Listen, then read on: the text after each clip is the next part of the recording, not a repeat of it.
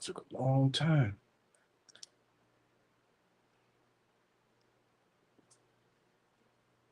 Shalom, shalom, shalom. Giving all praise and glory to the Most High Power, Abraham, Isaac, and Jacob. His word to be praised for everything. Another day closer to the kingdom. Another day he allowed us to get ourselves together.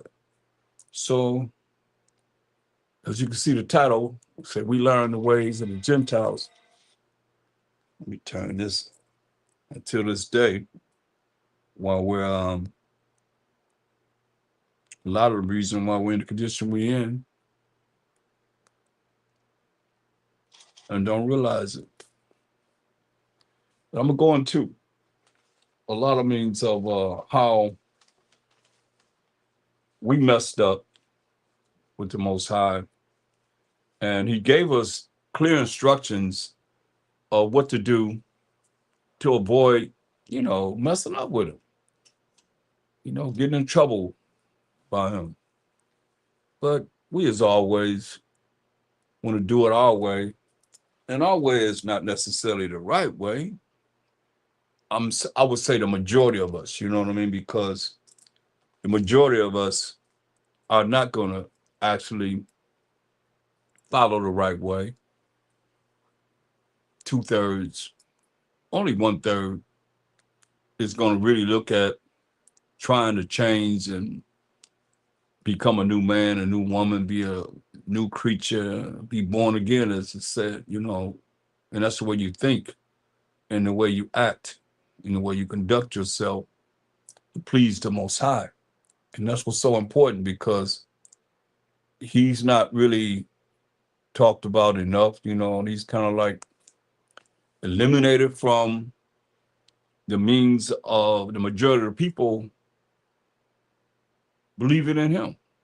They can say God all they want to, which is dog spelled backwards, is a Germanic word that was created by the Europeans and placed in the Bible, like Baal is Lord. I can't say it enough. Zeus has the last name of Amen. That was established before Alexander the Greek left up out of here. He ruled for 12 years, and during that time, he was setting up Zeus as Amen. And so when you're saying these things, it go all the way back to the Egyptian god Amenra. And I'm spelling them because most I said be circumspect, don't let the name of other gods come out of their mouth. So, we can look at it how we want to, but as much as possible as we cannot offend the Most High, I think we should try our best not to offend Him,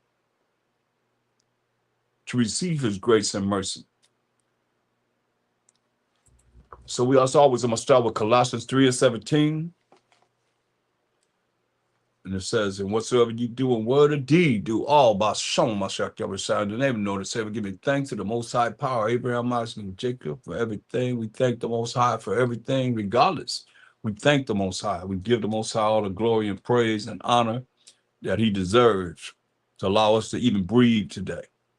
We have a day that we are able to function and do the things that we're able to do to better our life, or just to be in, this world, this day, to have a life, because some people don't have a life. Some people don't have, this day to say that they're breathing in it, because they're gone. But all praise to the Most High, we have another day to try and, our best to get it together. So the Most High told us way back when we was in the wilderness as the Israelites, in Deuteronomy. Let me just look at Deuteronomy. No, before we go there, let's go to Exodus. Go to Exodus. It's very important, because when we read the 10 Commandments in Exodus, the 20th chapter, He gives us clear means of how we as a people should conduct ourselves in righteousness. And all these 10 commandments are based upon how you love the Most High with all your heart, mind, and soul, and strength, that they go to, that Amashiach Shai said all the laws based upon these principles and how we love thy neighbors thyself. So first and foremost, this is where it's coming from the Most High talking to we, the children of Israel. You see? Look at Exodus 17:1. And all the congregations of the children of Israel journeyed from the wilderness of sin after their journeys according to the commandment of the Most High, and pitched in Rephidim. And there was no water for the people to drink. So there's no audio on the conference call or the YouTube.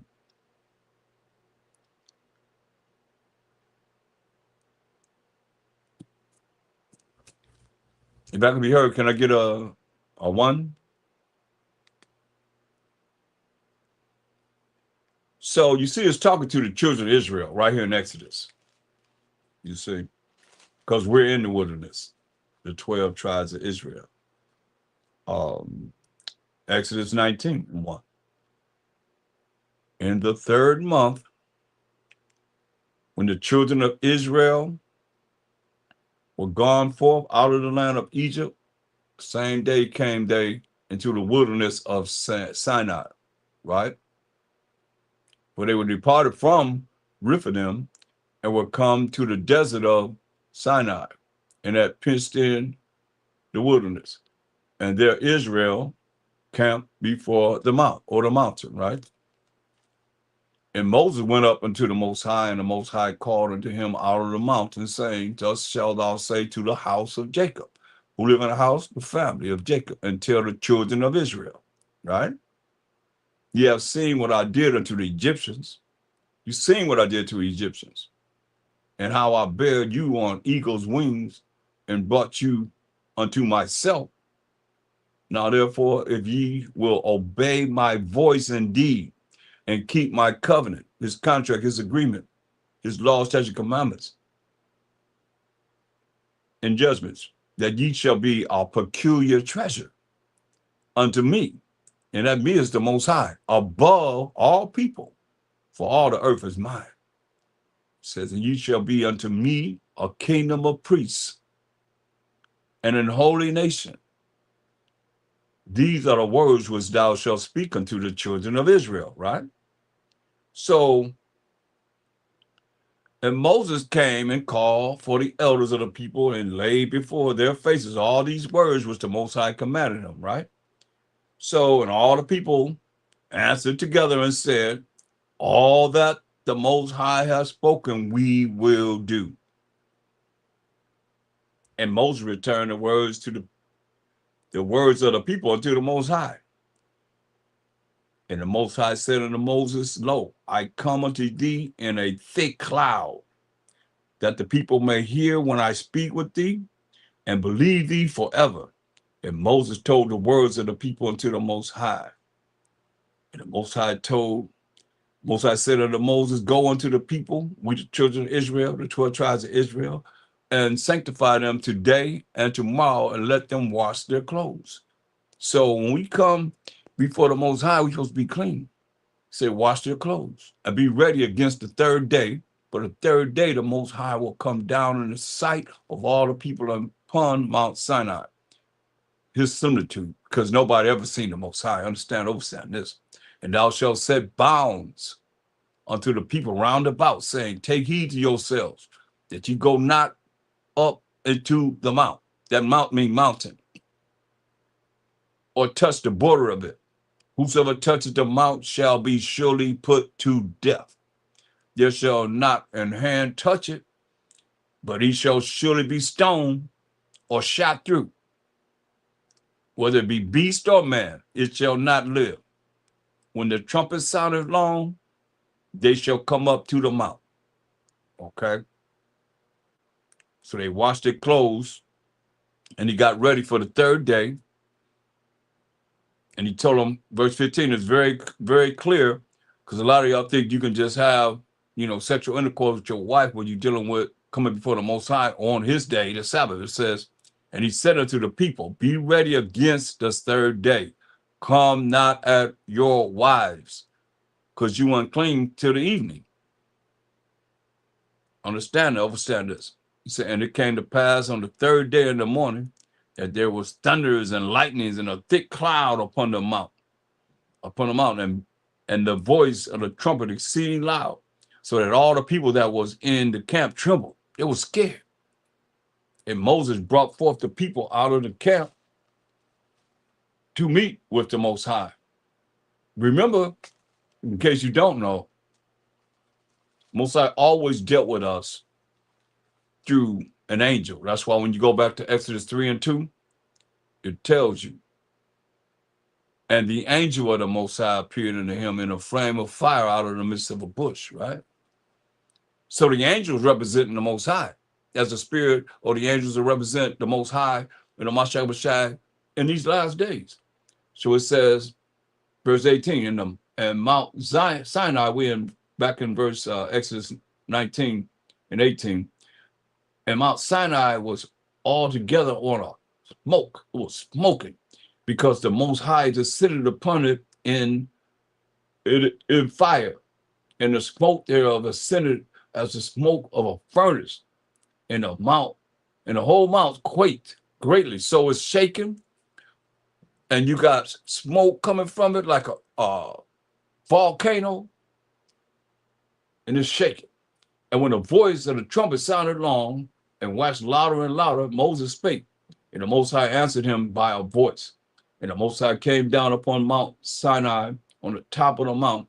The Most High called Moses up to the top of the mountain, and Moses went up. And the Most High said unto Moses, go down, charge the people, lest they break through unto the Most High to gaze. You know how nosy we are. Go down and tell them, don't come. He already gave us clear instructions. Don't come near the mount. Don't touch it unless you're going to die. Lest we come to gaze, and many of them perish. And he said they're going to be stoned to death or they're going to be shot through. So now he's given us, as you would see in the New Testament. See, when you understand, it's like a lot of things are written for those that know. It's not written for those that don't know. If you don't know, you don't know, but it's written for those that know. So that's why I said you would know this by the time you get to the New Testament. That's why you were saying, have you not heard? Have you really heard? When the Mashiach said, have you not heard? Have you really heard? No. You got to be told what to hear.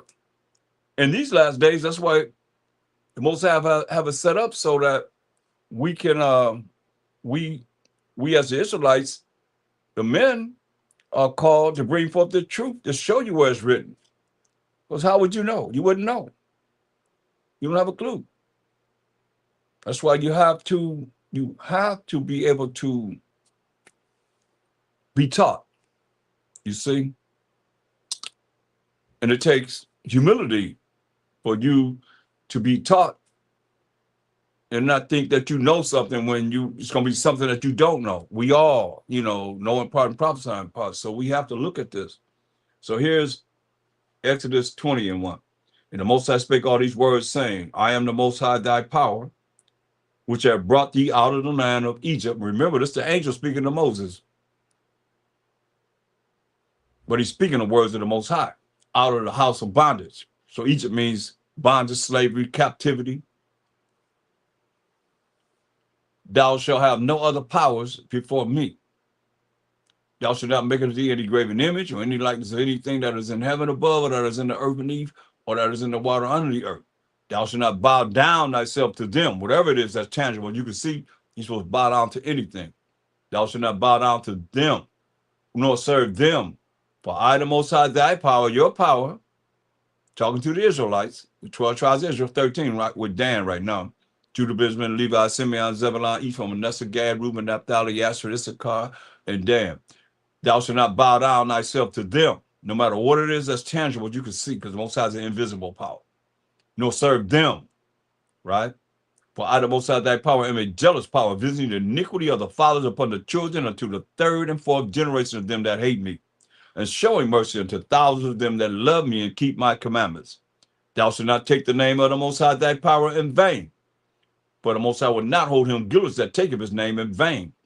Remember the Sabbath day to keep it holy. 6 days shalt thou labor and do all thy work. But the seventh day is the Sabbath of the Most High, thy power, your power. In it thou shalt not do any work, thou, nor thy son, nor thy daughter, thy manservant, nor thy maidservant, nor thy cattle, nor thy stranger that are within thy gates. So we're not supposed to work on the Sabbath. You're supposed to cook on the Sabbath. You ain't supposed to be having sex on the Sabbath. This is the Most High day. You hear what he said? This is my day. And the holy days are holy unto the Most High. All the holy convocations, holy gatherings. Verse 11, for in 6 days the Most High, Mashiach Yahushai, made heaven and earth, the sea and all that in them is, and rested the seventh day. Wherefore the Most High blessed the Sabbath day and hallowed it, made it holy. That's all for the Most High. The first part of Exodus, the 20th chapter, right? From 1 to 11. Now, it goes into love thy neighbors thyself. The first part is how we love the Most High with our heart, mind, soul, and strength. He just want one day of the week. They ain't changed the days. They just put names to the days. Believe this. Most High, otherwise, you're going to think that Most High going to allow them to change his day? Go before the Most High and say, yeah, they bad enough to change the day of the Most High. Nope. You better ask somebody. That's why it's a fearful thing. People don't really know the Most High. He even taught enough of the Most High to realize certain things not going to happen. Look, verse 12. This is all about love thy neighbors thyself. Honor thy father and thy mother, that thy days may be long upon the land which the Most High thy power giveth thee. Now let me back up a little bit, because when you look at how you love the Most High with all thy heart, mind, soul, and strength, he gave us holy convocations to go by. Those are his days, his holy days. You know, like he just said, his Sabbath day. Those are his Sabbath days, you know what I mean? And how we love him by doing what he say do. He gave us moral laws, civil laws, dietary laws, all those for Israel.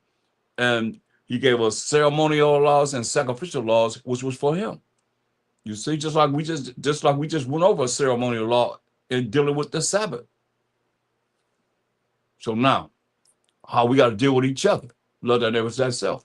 Verse 12, honor thy father and thy mother, that thy days may be long upon the land which the Most High thy power giveth thee. Thou shalt not kill, which means murder.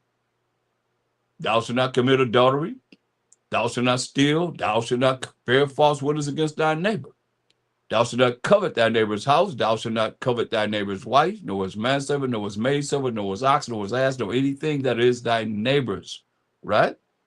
So those are the 10 commandments right there.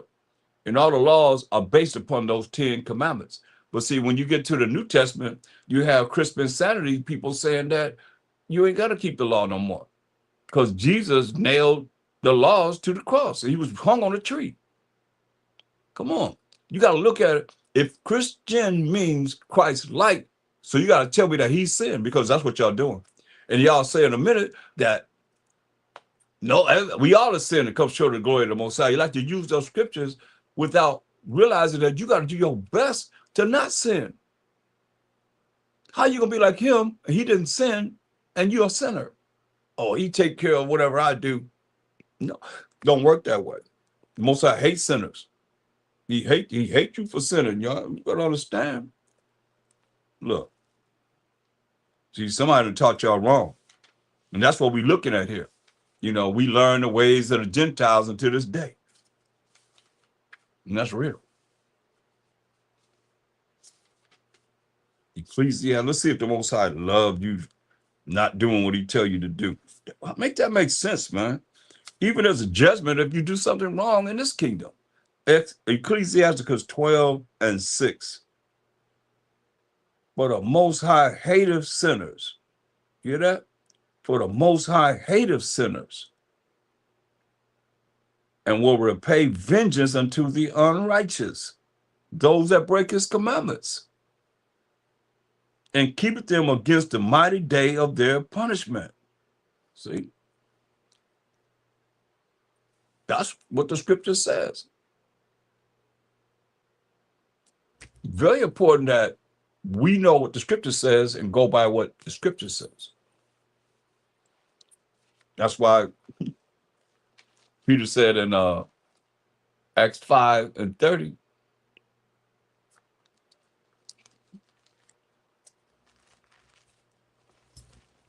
how you gonna follow this? How do you follow this? Acts 5:30, what he said? Verse 29, Salaki, verse 29, Acts 5:29. Then Peter and the other apostle answered and said, we ought to obey the Most High rather than men. You hear that? And a lot of you following men because you don't really realize, and understand a lot of things that you believe in these religions were started by a person, a man or a woman, straight up. That's why the marquee thumbnail shows it. I'm trying to show you, how to come out of this, come back to the real truth of the Most High's laws, statutes, and commandments, that you might have a chance to be in the kingdom. That's already prepared. The kingdom is already prepared. It's just a matter of what we're going to do. So now, going back to Exodus 20 and 18, just setting everything up for you. It said, and all the people saw the thunderings, Exodus 20 and 18, and all the people saw the thunderings and the lightnings and the noise of the trumpet and the mountain smoking. And when the people saw it, they removed and stood afar off. So when they seen it, they ran away from that mountain. And they said unto Moses, speak thou unto me. Speak thou unto us. Excuse me. Salaki. And we will hear, but let not the Most High speak with us lest we die. You see that? You got thundering and lightning, the earthquake, the mountain is shaking. Come on. They're afraid. And Moses said unto the people, fear not. So they were afraid. Because when you say fear the Most High, you think it means something different. What do you say? Fear not. Don't be afraid. For the Most High has come to prove you. And that his fear, y'all,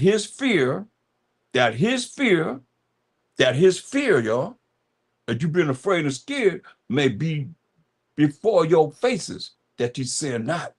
See, you got to look at this because it's going to be so much that's written here in this Bible concerning these last days that people going to be really, really, really, really afraid. And they're going to fear. Like whenever the disasters happen, they be talking, oh my God. I say that for a reason because that's what they be screaming. Because they fear the Most High. They know they have some kind of feeling within them, no matter who it is, they know that it's the Most High. They ain't talking about old Mother Nature, old El Nino, El La Nina, none of that. They be hollering about old Most High, oh my power, oh my God. That's what it be saying. Because he said, hey, Most High came to prove you that his fear, that his is the Most High fear, may be before your faces that ye sin not. And the people stood afar off, and Moses drew near unto the thick darkness where the Most High was. Y'all hear that? All you that's afraid of the dark, the Most High dwell in thick darkness. That's where the Most High was. And the Most High said unto Moses, thus thou shalt say unto the children of Israel, ye have seen that I have talked with you from heaven, right? Through the angel. You shall not make with me gods of silver, which we did. Neither shall ye make unto you gods of gold, which we did. We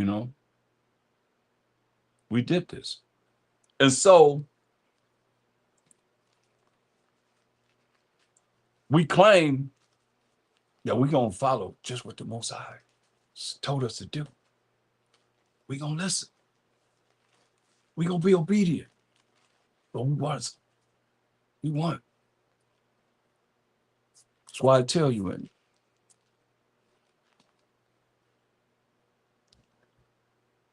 Daniel's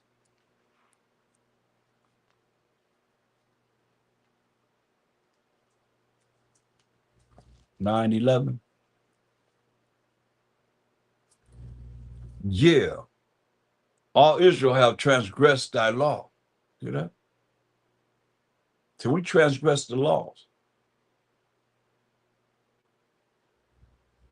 Even by departing as it is today. That's why I say we learn the ways of the Gentiles until this day. By departing from the law, and you're taught you're not under the law. Even by departing, that they might not obey thy voice. And Most I said, hey, obey my voice over and over again until this day. Therefore, the curse is poured upon us, and the oath that is written in the law of Moses, the servant of the Most High, because we have sinned against him.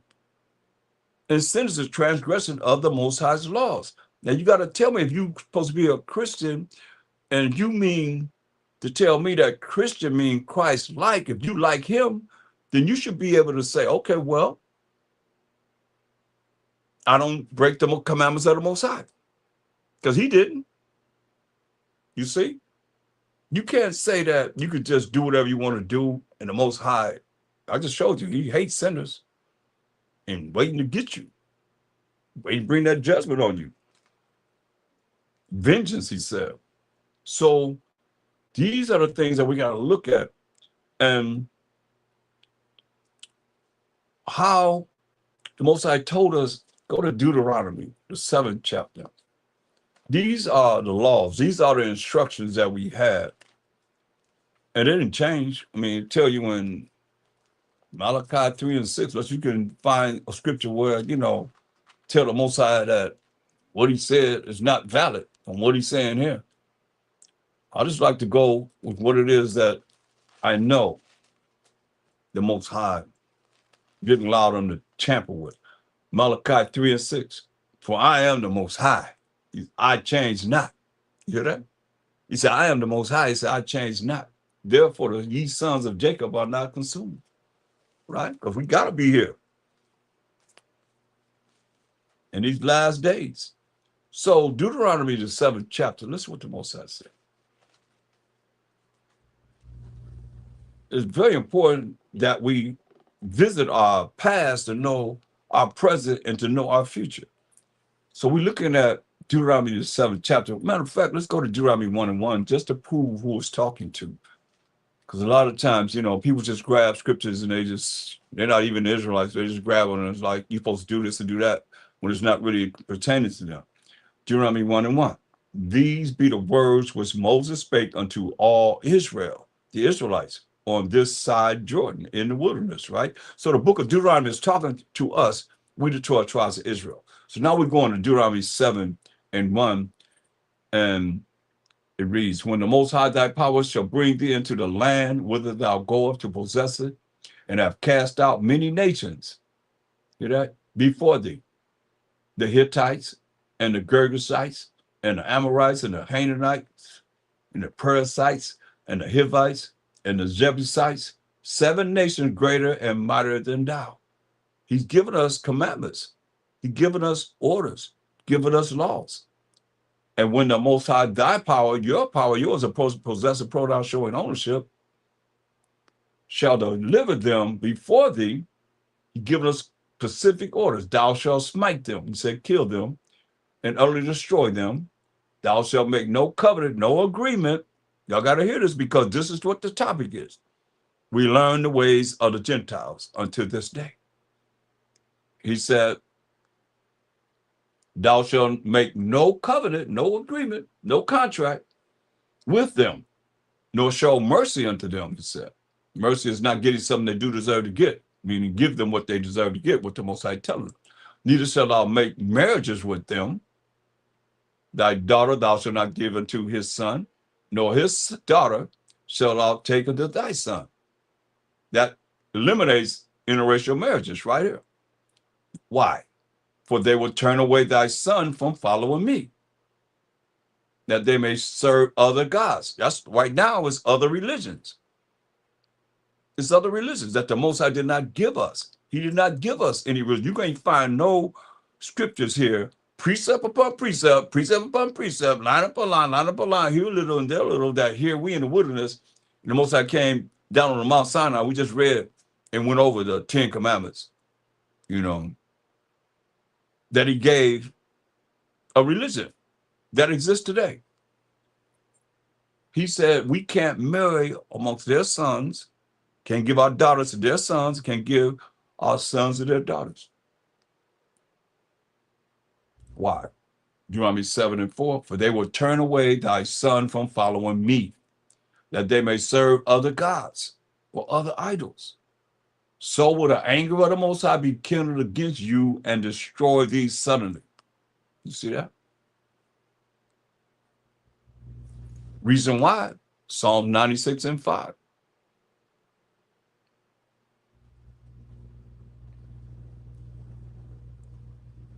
What do these other nations serve? Now you can make it, you can bring it to nowadays if you want to, saying that they serve Hamashiach Yahushua if you want to, but they really don't serve him. They serve another Hamashiach Yahushua. It's not him. It's not him. For real. So Psalm 96:5 says, for all the gods of the nations are idols. You hear that? Idols. But the Most High made the heavens. They worship the sun, the moon, the stars.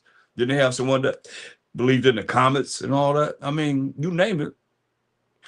They believe in everything except for the Most High power of Abraham, Isaac, and Jacob. He said that's his name forever. That's why I like y'all hear me say that a lot, because Jacob's name was changed to Israel. He became the forefather of the 12 tribes of Israel: Judah, Benjamin, Levi, Simeon, Zebulun, Ephraim, Manasseh, Gad, Reuben, Naphtali, Asher, and Issachar.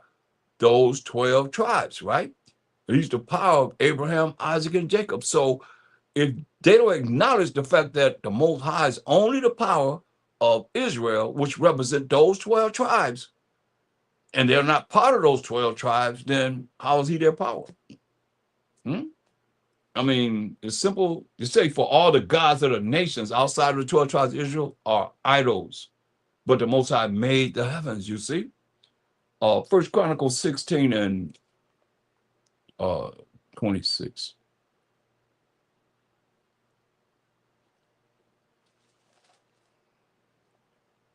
First Chronicles 16:26. For all the gods of the people are idols, but the Most High made the heavens. See? The same thing that we're seeing here, we're seeing in Psalms. So going back to Deuteronomy 7:4, what the Most High said we're not supposed to be interracial having intermarriages with anyone outside from 12 tribes. It says, Deuteronomy 7:4, for they will turn away thy son from following me. Come on, let's go. Just like Solomon. King Solomon ran into that they may serve other gods. That's why it's nothing more powerful than, we as the Israelites, man, especially to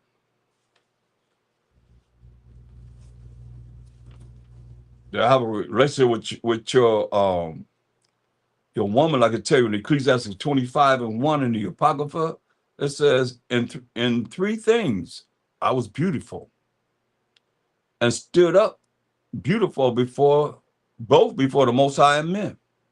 The unity of brethren, brothers together in unity. The love of neighbors. We loving our people, or the children of Israel. Listen, a man and a wife that agree together. That's beautiful. That's real beautiful. You know what I mean? So all three things is, like you say, beautified with that, man. So now going back to Deuteronomy 7:4. But how are you going to have this if you have someone that's in their spirit is not an Israelite, that's going to be turning you away from what you're doing? Why you got to do that? And understand this too. Since we have learned the ways of the Gentiles until this day, you might have a woman that wants you to be like a heathen or do like the Gentiles do. That's why you have to be fervent in what you know as you have learned it, living and applied in your life. Or you women might have a man that want to be like the world or want to be like the heathen, that turn you away from the Most High. I've seen it. Go in there and cook me some pork. I don't care what the Israelites saying. You go in there and cook me some pork. She caught up in that. And knowing the good and well, you're supposed to touch a dead pig carcass, but you still got to deal with it. Or whatever sin. that's contrary to what the Most High said we're supposed to be doing, because they're not fortified in learning the moral laws, the civil laws, the dietary laws, the ceremonial laws, and learn of the sacrificial laws. We're knowing that a Mashiach is the ultimate sacrifice for our sins, atonement for our sins. They don't know about that. They don't know about the truth. That's why you have to be taught. Every last one of us had to be taught. This ain't just some kind of dust came out of the sky, so now you got it together. No, you got to take the time to be taught. And it says, Deuteronomy 7:4, for they will turn away thy son from following me, that they may serve other gods. Remember, all the gods of the nations are idols. They're going to bring their idols to you. And what you going to do when that happens? So will the anger of the Most High be kindled against you and destroy thee suddenly. Hear that? Most High say you're going to get angry, he's going to destroy you suddenly. Because you're going to be sinning. Most High hates sinners. But thus shalt thou deal with them. That's 7 nations, greater and mightier than us. He told us this is how we're supposed to deal with them. You shall destroy their altars. That's whatever they believe in. Whatever they got set up there, sacrifice or whatever they're doing to their idol, destroy their altars and break down their images and cut down their groves and burn their graven images with fire. He said, for thou art a holy people unto the Most High thy power. The Most High thy power hath chosen thee to be a special people unto himself. How special above all people that are upon the face of the earth. If we do what he say do. No different, he told us in Deuteronomy 28, 1 and 2. A lot of times, like I say, the Most High speak once, yea, twice. Man receive it not, because we want to do what we want to do, how we want to do it.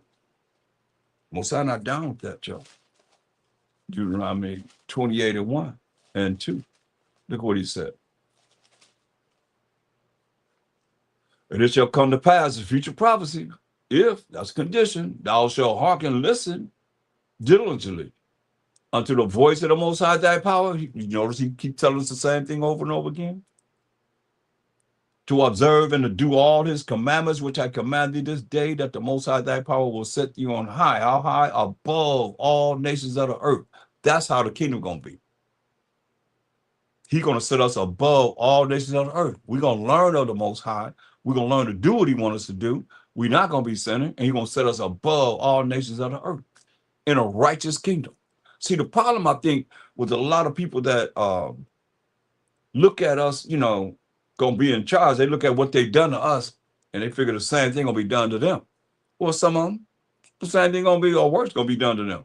But at the same time, the certain things that they've done, we're not going to be doing, because it's against the law. We're not going to break the law and punishing anyone. You understand? Or we can follow what the Most High tells us to do as far as dealing with how he wants it to be. It said, and all these blessings shall come on thee, verse 2, and overtake thee, if, that's a condition, thou shalt hearken and listen unto the voice of the Most High thy power, your power. Point blank. Simple as that. But we didn't listen. Jeremiah 17:4. We didn't listen. While we're in the condition we're in now. And understand, we've been in captivity under all these nations. If we weren't under them directly, we were dealing with them as the superpower of earth. They were down with the superpower of earth, like it is now. People talking about a race war. Everybody, they're going to join together with those against the Edomites, against whoever going to come against us and fight against just us. Come on. It's always been that way. But the Most High got something in store for all those that believe that it's just going to be physical. Oh, no, it's going to be spiritual. Jeremiah 17:4 also, I'll say. And thou, even thyself, we the Israelites, shall discontinue from thine heritage that I gave thee, that land, the landmass that the Most High gave us. And I will cause thee to serve thine enemies, not our friends. He gonna cause us to serve our enemies in the land which thou knowest not, the land that we don't know about.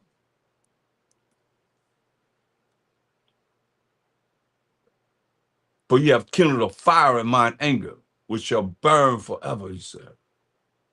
So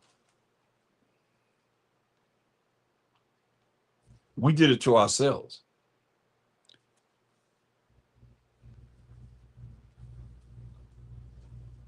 And not keeping the Most High's commandments, doing what he tells us to do. So we had to pay the price. He told us what he's going to do. Like right now, you should know what the future holds. You should know what to look for in the future so that you don't get caught off, of God not knowing. Look, and it's very important because it comes back to the commandments. I'm always go there because it's in this world right now, it seems like insanity, religions, and so forth have people thinking that all you got to do is just have faith in Jesus. But it's not, he's not really brought out for what the Bible says who he is. They done made up the same Jesus, same one that they always had, say whatever, but they say it's a black man, but they still have this in their mind. Say whatever. They say he's a black man. Some do, most don't, but most of our people have this in their mind because they have a problem with him having horns on his head. Because that's the devil. If it's not him, and it's being portrayed, it's written in the Bible how that would happen. His daddy did it. He died before his daddy, Pope Alexander VI of Rome, Rodrigo Borgia, and he set him up to be who he is today. Until this day, that lie is still here. Come on. Let's go to Mark 12 and 28. Mark 12 and 28. And one of the scribes came, and having heard them reasoning together, and perceiving that he had answered them well, asked him, which is the first commandment of all? See, if you ask anybody that's in any of these religions, you ask them, what's the first commandment of all? I'll guarantee you, most of them could not tell you. Guarantee you. Listen what the first commandment of all is. And the Mashiach was saying, answer him. So this is a Mashiach was saying, answering. What's the first commandment of all? And the Mashiach said, answer him, the first of all the commandments is, hear, O Israel. You hear that? First and foremost, he said, hear, O Israel. The Most High, our power, is one power. You see? That's the first of all the commandments. Hear, O Israel. It's very important to see this because we're in the New Testament, and this year I see that it's not an argument too much about we are not the children of Israel. It's more or less that everybody can be saved without even as an individual working to save themselves from what it is that they're teaching or whatever it is that they believe. That these scriptures are clearly letting us know. Look, they asked him, what is the first of all the commandments? He said, the first of all the commandments is, hear, O Israel. We the Israelites. The Most High, our power, is one power. And thou shalt love the Most High, thy power, with all thine heart. So who is he talking about? If he said, hear, O Israel, is he talking to the Ishmaelites? Is he talking to the Ammonites, the Moabites? The first of all the commandments, hear, O Ammon, hear, O Ham, hear, O Edomites, hear, O Ishmaelites, hear, O Elamites, hear, O who? Hear, O Israel. This is how much I was telling you this. We say, hear, O Israel, the Most High, our power is one power. Our is a personal possessive pronoun showing ownership. You can't get around this. It say, and thou shalt love the Most High, thy power, thy is your, a possessive pronoun showing ownership, your power with all your heart, that's your all mind, with all your soul, and with all thy mind, and with all thy strength. This is the first commandment. To who? Who's it given to? The Israelites.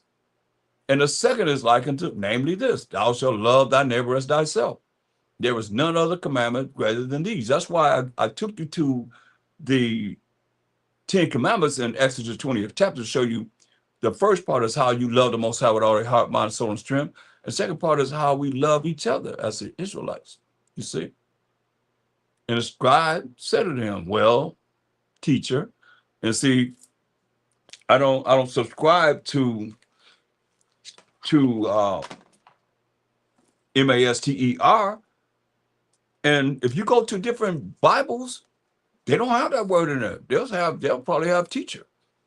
Majority of them, when they translate it, they don't have that word in there. They have teacher. Well, you see BAAL means LORD, HUSBAND, and MASTER for sure. I mean, it's right there. It's right there.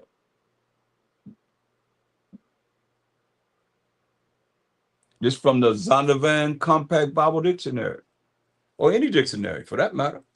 It's right there in these dictionaries, man. And they put it in there so you be calling on their God, BAAL. Remember, all the gods of the nations are what? Idols. So yeah, they slick. They're going to do whatever they're going to do. They had our Bible to do whatever they want to do. Most I said, okay, it's enough for salvation here. It's enough to learn what you got to do to make it to the kingdom. He left that in there. I know that. They ain't mess with that. For sure. That's why you never don't forget. Ain't nothing new under the sun. That's why you got to learn as much as you can and knowing what it is, what the future holds, so you'll be right there with the Most High. You know, Mashiach Yahushai, about Shalom Mashiach Yahushai. So verse 32 says, and the scribe said unto him, well, teacher, thou hast said the truth. But there was one power, and there was none but he. None other but he. That's the Most High. So where's he quoting from? See what we say, hear, O Israel, where that's coming from? The Most High, our power is one power. Where that's coming from? It's very important because remember when he was on the earth, well, you might not know, but if you do know, he only had the law and the prophets. That's basically what they were going by. The law and the prophets. They had the old scrolls. So he's quoting from Deuteronomy 6 and 4. The 6th chapter in the law. That's when we say you're not under the law. How can you follow this? How can you follow Mashiach Yahushua when he's going answering from the law? Look, Deuteronomy 6 and 4. Hear, O Israel, the Most High, our power is one power. What is that? Hear, O Israel, the Most High, our power is one power. What is that? Hear, O Israel, the Most High, our power is one power. What is that? You know what that is? That is the first of all the commandments. Right there. Isn't that what he quoted? Let me go back to y'all. You know, sometimes we have a short mind.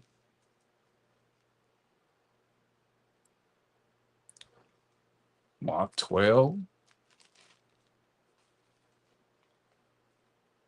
and 28 and 29 again. And one of the scribes came and having heard them reasoning together and perceiving that he had answered them well, asked him, which is the first commandment of all? You know, he was always trying to trick him. So what's the first commandment of all? And what did he say? And Mashiach answered him, the first of all the commandments is, hear, O Israel. The Most High, our power is one power. Isn't that what he's quoting? He's quoting from what we see in Deuteronomy 6 and 4. Hear, O Israel. So we're not talking to no one but the Israelites. The Most High, our power is one power. He said, and thou shalt love the Most High thy power with all thine heart, and with all thy soul, and with all thy might. This is strength. And these words which I command thee this day shall be in thine heart, in your mind, and thou shalt teach them diligently unto thy children, and shalt talk of them when thou sittest in thine house, and when thou walkest by the way, and when thou liest down, and when thou risest up. We're going to be talking about these scriptures, about the laws of the Most High to each other. to the children and to each other.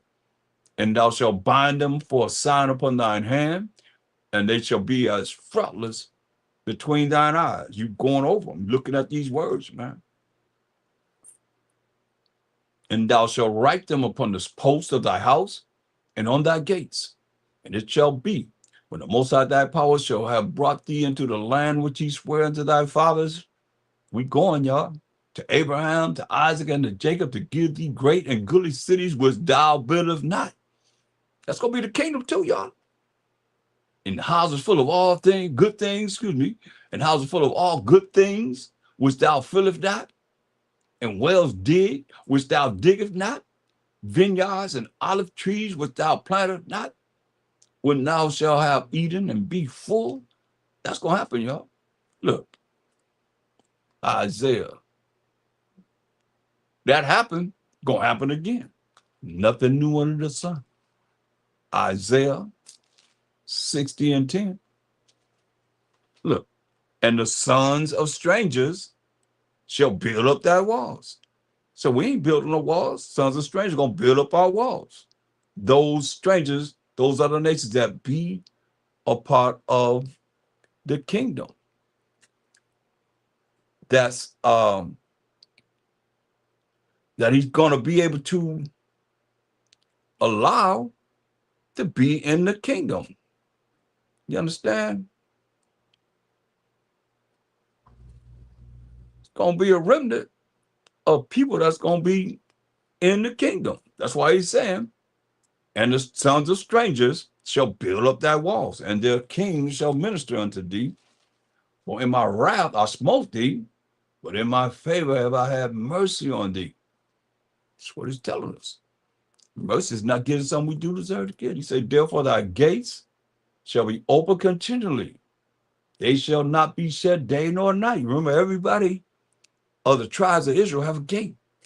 Judah, Benjamin, Levi, Simeon, Zebulun, Ephraim, Manasseh, Gad, Reuben, Naphtali, Asher, and Issachar. Going to be 12 gates. And each tribe going through that gate. That's why he said the gates shall be open continually. They shall not be shut day nor night, that men may bring unto thee the forces of the Gentiles, the wealth of the Gentiles. These other nations, which are the strangers, that's going to build up our walls, and that their kings may be brought. You see. For the nations of the kingdom that will not serve thee shall perish. Yeah, those nations shall be utterly wasted. Now going back to Deuteronomy. Now that we went to the kingdom, now we're going back to the fact that the Most High letting us know what he was giving us as he destroyed them 7 nations and gave us the land of Canaan. Deuteronomy 6 and 10 again. And it shall be, when the Most High thy power shall have brought thee into the land which he sware unto thy fathers, to Abraham, to Isaac, and to Jacob, to give thee great and goodly cities, which thou buildest not, in houses full of all good things which thou fillest not, and wells dig which thou diggest not, vineyards and olive trees which thou plantest not, when thou shalt have eaten and be full. Then be aware, lest thou forget the Most High. And that's what people have done. I don't hear nobody praising the Most High. All praise to the Most High. You can't say it. Y'all talking about all praises. Y'all better learn to say all praises to the Most High. Or go before the Most High and tell him, you can tell him, APTTMH. TMH, initial. Y'all serious? Then be aware, lest thou forget the Most High, which brought thee forth out of the land of Egypt from the house of bondage. Thou shalt fear the Most High. That's why people ain't taught to fear the Most High, be afraid of him, be scared of him, thy power, and serve him, and shall swear by his name. See, people ain't taught enough to fear the Most High and to be afraid and be scared of him is to fear the Most High. Believe that. Ye shall not go after other gods, other idols, other gods of the people which are around about you. Tell us what we're not supposed to be doing. Tell us we're not supposed to be doing that.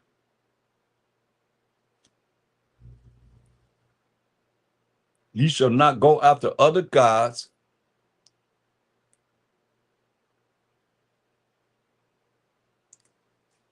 Ye shall not go after other gods of the gods of the people which are round about you.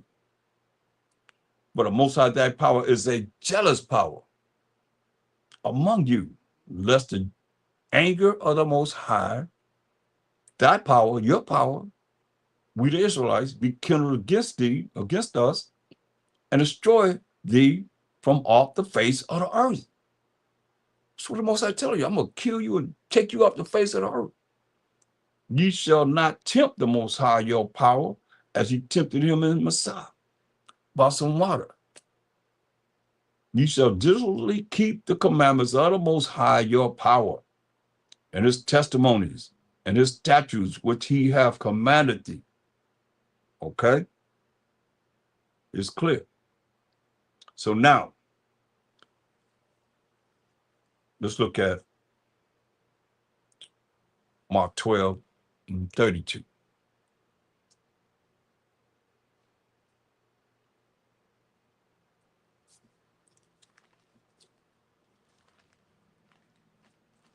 So those are the instructions, commandments, the laws that the Most High gave us. Some.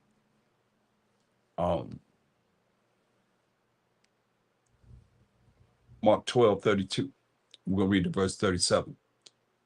And the scribe said unto him, well, teacher, thou hast said the truth. There is one power, and there is none other but he. And to love him with all the heart, and with all the understanding, and with all the soul, and with all the strength, and to love his neighbor as himself is more than all whole burnt offerings and sacrifices. Because why would you, if you're doing what he say do, you don't have to have any whole burnt offerings and sacrifices, because you're doing what he told us to do. And when the Mashiach saw that he answered discreetly, he said unto him, thou art not far from the kingdom of the Most High. And no man after that dares ask him any questions. You hear that? When he brought that out, say nobody asked you no more questions from that point on. And the Mashiach would say, answered and said, while he taught in the temple, how say the scribes that Mashiach is the son of David? For David himself said, by the Holy Spirit, the Most High said to my power. And that's why I say, that's what I say, he only had the law and the prophets. And that's where he's going back to the law and the prophets all the time. But if you don't know the Old Testament or have a clue of what he's talking about, then I'm trying to understand, how do you read this and don't go back to where he's quoting from? Like he quoted from Deuteronomy 6 and 4 down. Hear, O Israel, the Most High power is one power, right? Now he's quoting from what King David said. He said, for David himself said, so you got to go to where David said this, by the Holy Spirit.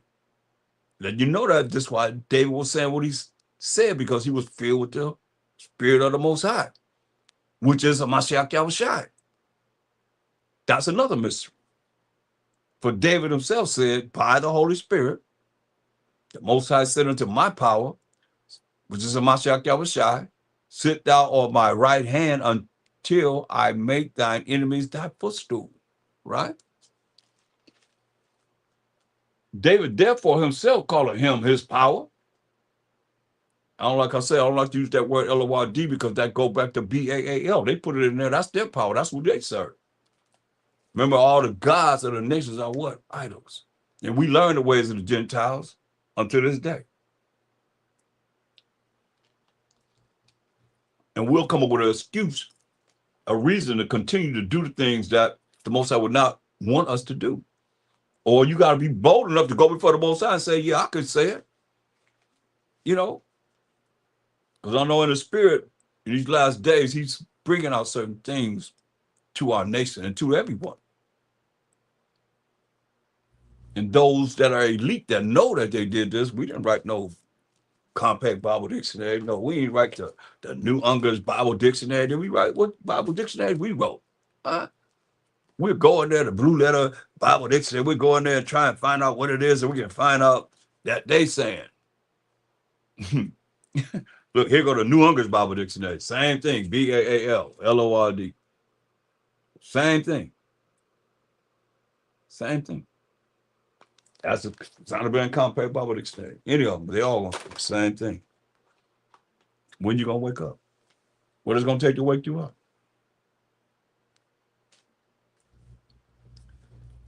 Mark 12:37. David therefore himself called him his power. And whence is he then his son? And the common people heard him gladly.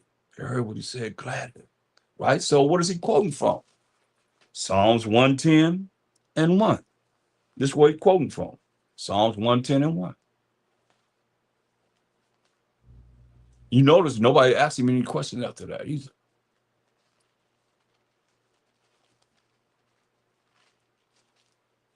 Here it is. Same thing we're reading in the New Testament. The Most High said unto my power, who was a Mashiach Yahushua, this is David speaking. Sit thou at my right hand, a Psalm of David, until I make thine enemies thy footstool.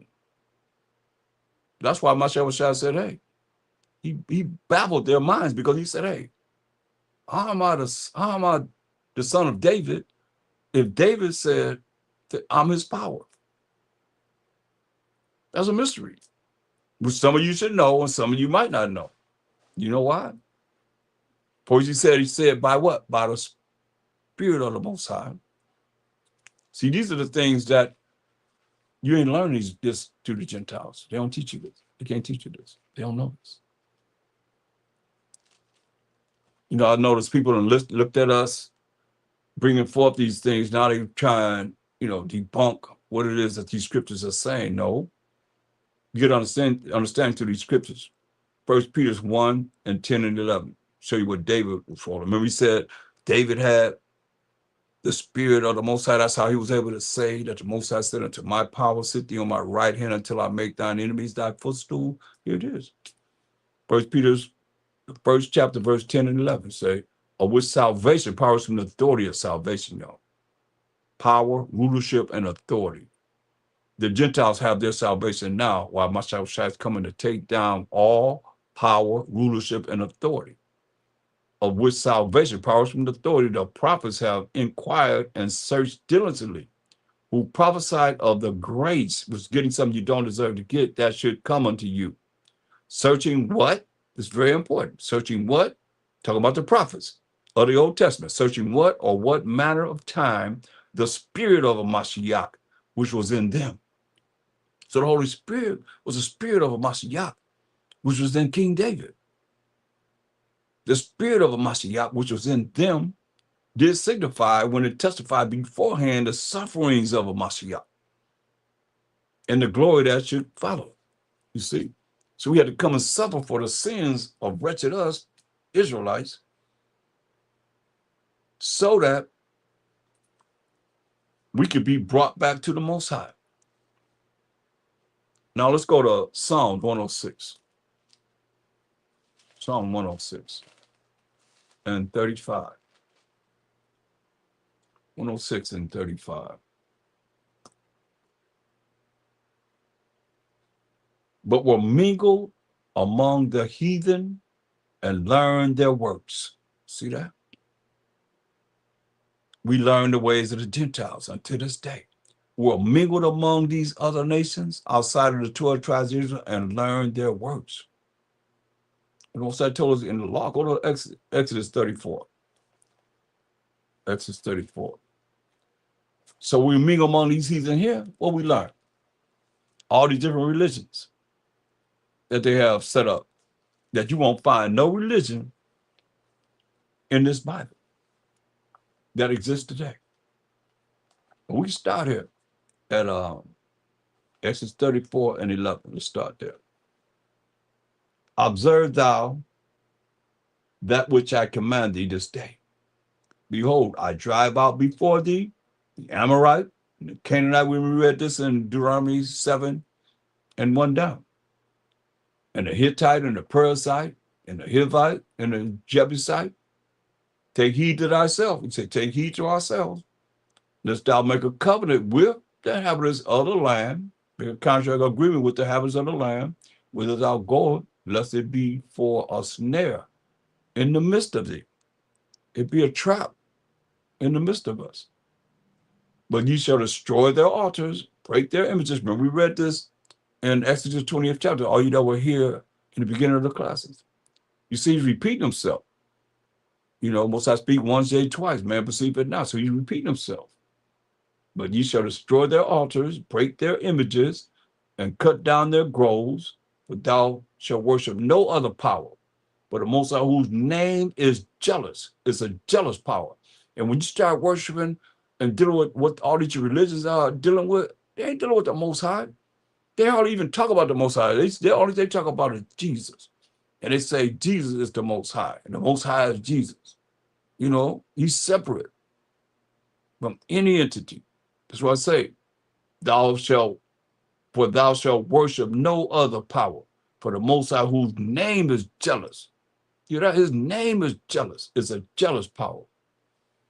Better recognize, man. Lest thou make a covenant with the inhabitants of the land, which they have, all these different religions. I'm going to continue this on the Sabbath day. Say, lest thou make a covenant with the inhabitants of the land, which we did, agreement with the inhabitants of the land until this day. And they go a whoring after their gods, their religion. Their gods right now is their different religions. And do sacrifice it to their gods. We sacrifice to their gods, their idols. Remember, we read Psalms 96:5, for all the gods of the nations are idols. And one called thee, and thou eat of his sacrifice. Think about that. Once they have church, they go and they start eating. They're not dealing with the Most High power of Abraham, Isaac, and Jacob. You know that. Y'all come from any religion, and you start learning the truth, you realize that you came from something that's not dealing with the truth. Point blank. The Most High laws, statutes, commandments, they taught we ain't got to keep the laws of the Most High. We ain't under the law. We're in the grace. And we Gentiles been grafted in. Don't know who you've been grafted in among. These things are real, man. You eat of their sacrifice. What they put before you that's not dealing with who they praying to. They ain't praying to the Most High. Power of Abraham, Isaac, and Jacob. Jacob been the forefather of the 12 tribes of Israel. And they Gentiles, they ain't even their power. You got to understand what I'm saying. If they're Gentiles, how is the Most High their power?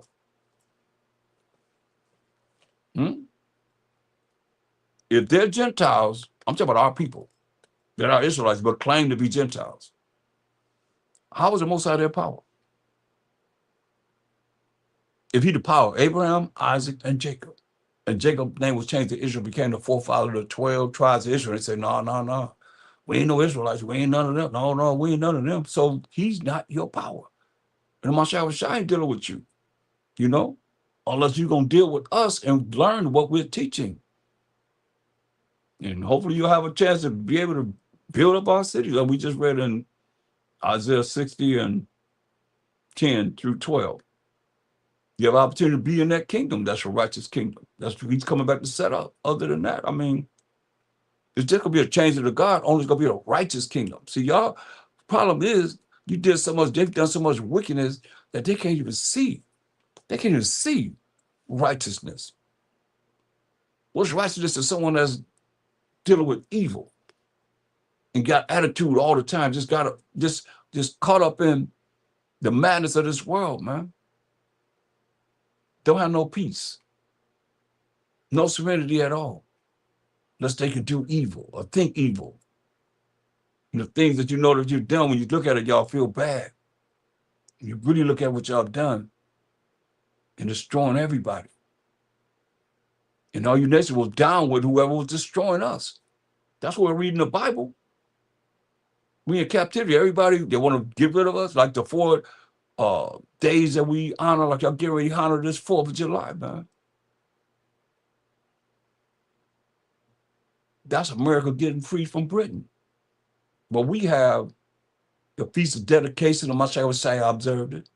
We said we're going to observe, getting the victory over our enemies, the Edomites, that wanted to wipe us out. We have the Day of Simon, the Edomites, that wanted to wipe us out. But we got the victory to the power of the Most High. They are Nicanor. They want to wipe us out. But we got the victory. Just like 4th of July. That we said we're going to honor. But who, I mean, the Israelites know about those days? Purim. You can read the book of Esther and see this. Clear as day. We got the victory over the Edomites that wanted to wipe us out. But the Most High gave us the victory. See, these things that happen, that's 4 times, I'm telling you. In times that people want to wipe us out, Most High came through.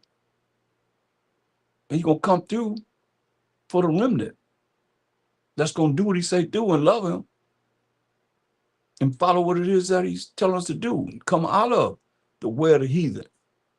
They would have you to follow them, to go to the damnation that they're going to receive. It's going to be a lot of people that's going to receive that, though. Ain't nothing you can do about it. But see, they say, hey, you go whoring after their gods, which our people are doing, and do sacrifices to their gods, which they're doing. And one call thee, and thou eat of his sacrifice. And thou take of their daughters unto thy sons. Remember, we done read about this twice already.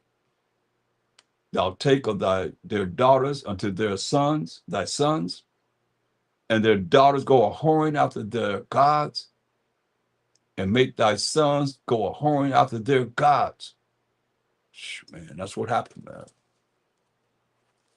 He's saying, ain't nothing new under the sun. That's why with the examples, we have to be very careful. You have to be very, very careful, because these things that we're reading about is real. Let me give you action-packed example in 1 Kings 11 and 1. Remember, we learn the ways of the Gentiles until this day. So let's look at King Solomon, powerful king, one of the most powerful king we had, as far as knowledge which we understand, the Most High blessed him with. But 1 Kings 11 and 1 says what? But King Solomon loved many strange women. And these strange women are the women that's outside of the 12 tribes of Israel. Together with the daughter of Pharaoh, Egyptian, women of the Moabites, these indigenous, Chinese, Ammonites, Japanese, Edomites, Caucasian, Zidonians, Moab-Africans, Hittites, Moab-Africans, Hamites, of the nations concerning which the Most High said unto the children of Israel, to us, ye shall not go into them. You heard it. It's about the 3rd time he done told us this in this lesson. Through the Spirit of the Most High, because it's not playing. Not like this. It say, ye shall not go into them. I mean, you don't have sexual intercourse with them. Neither shall they come in unto you.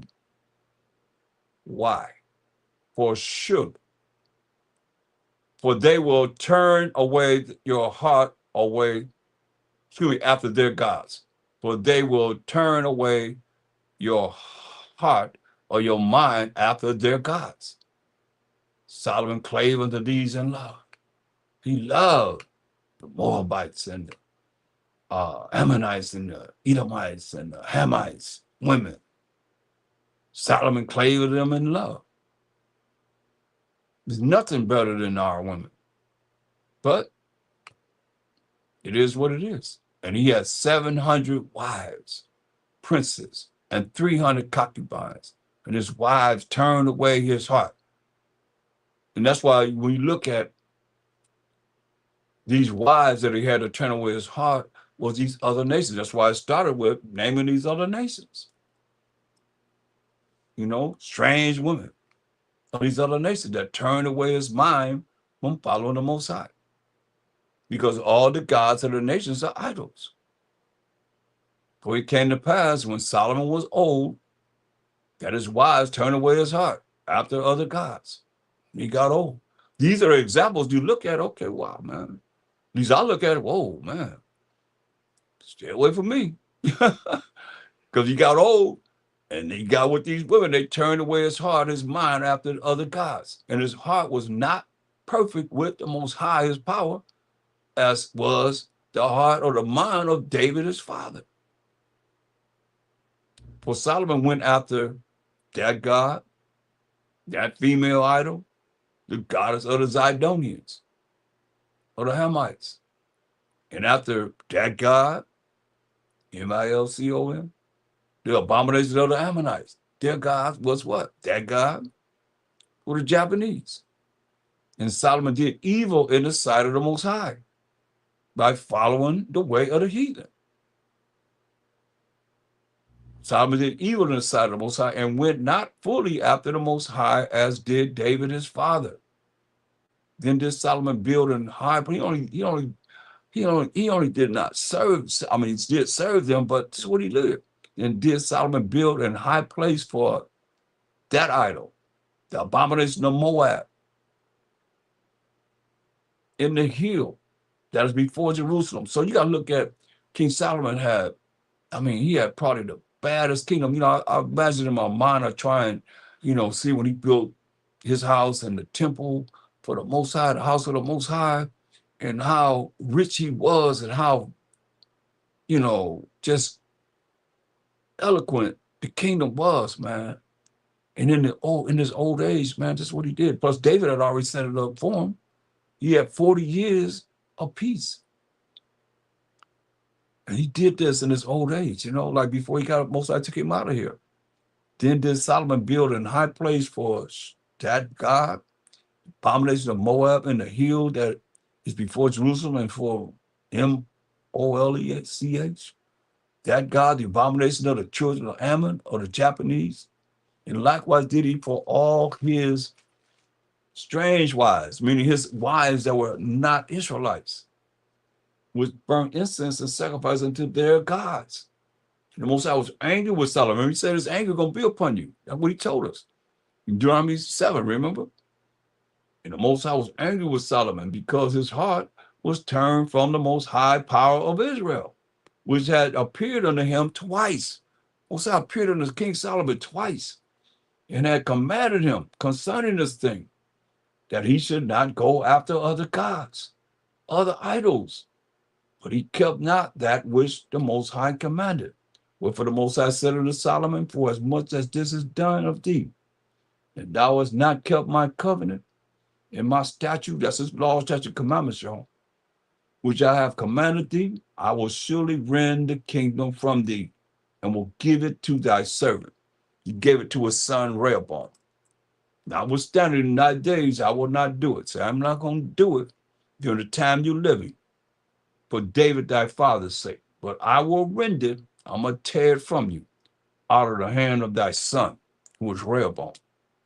Albeit I will not rend away all the kingdom, but will give one tribe to thy son, for David my servant's sake, and for Jerusalem's sake, which I have chosen.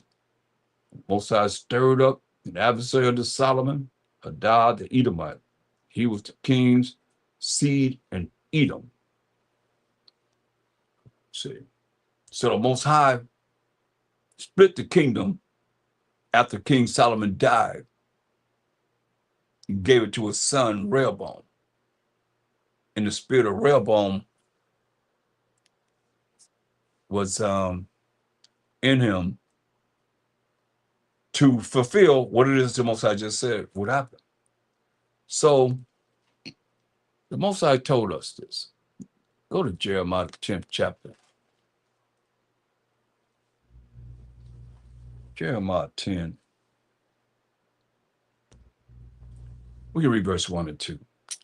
Hear ye the word which the Most High speaketh unto you, O house of Israel. Still talking to us, family of the Israelites. Thus saith the Most High, learn not the way of the heathen. You know? He said, learn not the way of the heathen. And be not dismayed at the signs of heaven. For the heathen are dismayed at them, right? Remember, he showed you in Psalm 96 and 5, for all the gods of the nations are idols, but the Most High made the heavens. That's what it is, man. Shalom, Cedar David, Israel, welcome. And everyone else, welcome. Give a like to the video.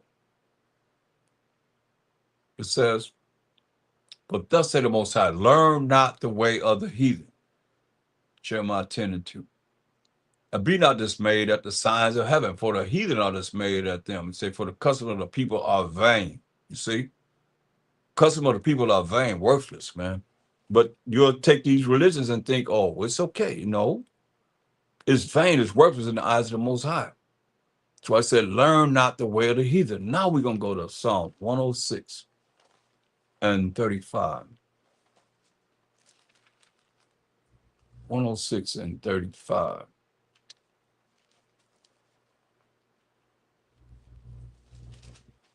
And it says, but were mingled among the heathen and learned their works. Why?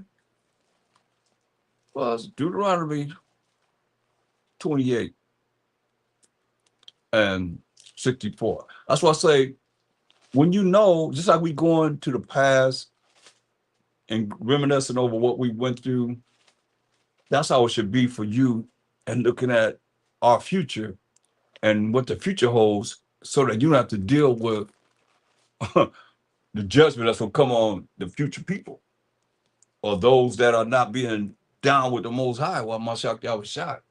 Deuteronomy 28:64. And the Most High shall scatter thee among all people from one end of the earth. He's telling us what he's going to do, even to the other end. So we scattered among all nations. That's my plight right there. You know, we scattered among all nations.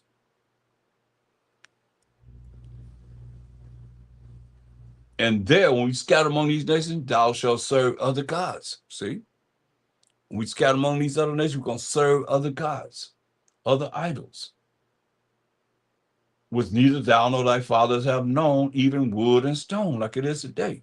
These Christian insanity, religions, and stone, you know, all of them is dealing with, you know, wood or stone. Got the cross, wooden cross they put on the church, you know. The stone, you got Buddha, you got a copper stone with Islam and all that. What he said we're going to do? He's not a man he should lie. Here we are, we in it. So that's why we broke the Most High's laws. So therefore he scattered us among all these heathens, amongst these heathens. You want to follow him? So he said, I'll give you somebody. I'll give you to these heathens. That's why it says, Psalm 106:35. But will mingle among the heathen and learn their works. Their works are what? What are their works? Just believe in Jesus. Just have faith in Jesus. They have him. Some of them got a real ugly Jesus. They got him. You know, it's a picture that Warner Salmon drew. This ain't from Michelangelo. This from the 1930s, y'all. You're making millions of dollars from this, man. This live. Come on. Learn their works. And they serve their idols, serve that until this day, which was a snare unto them, trapping us. Yeah, they sacrificed their sons and their daughters unto devils. Hear that? Sacrifice our sons and daughters unto devils and shed innocent blood, even the blood of their sons and of their daughters, whom they sacrificed unto the idols of Canaan. And the land was polluted with blood. Remember, you know what the Most High said. He said, get rid of all the altars, everything they stand on. Get rid of it, destroy it, and smite them. But no, we didn't follow what he said do. We served their idols. Thus were they defiled with their own works and went a whoring with their own inventions. Therefore was the wrath of the Most High kindled against his people, insomuch that he abhorred, meaning he hated his own inheritance. That's why we, you know, were kicked out of our land, man. And he gave them into the hand of the heathen. And they that hated them, not loved us, but those that hated us ruled over them. The enemies also oppressed them, and they were brought into subjection under their hand. See, we weren't sold to our friends, we were sold to our enemies, as it's written here. And when you go to the Judges, go to Judges, 3rd chapter.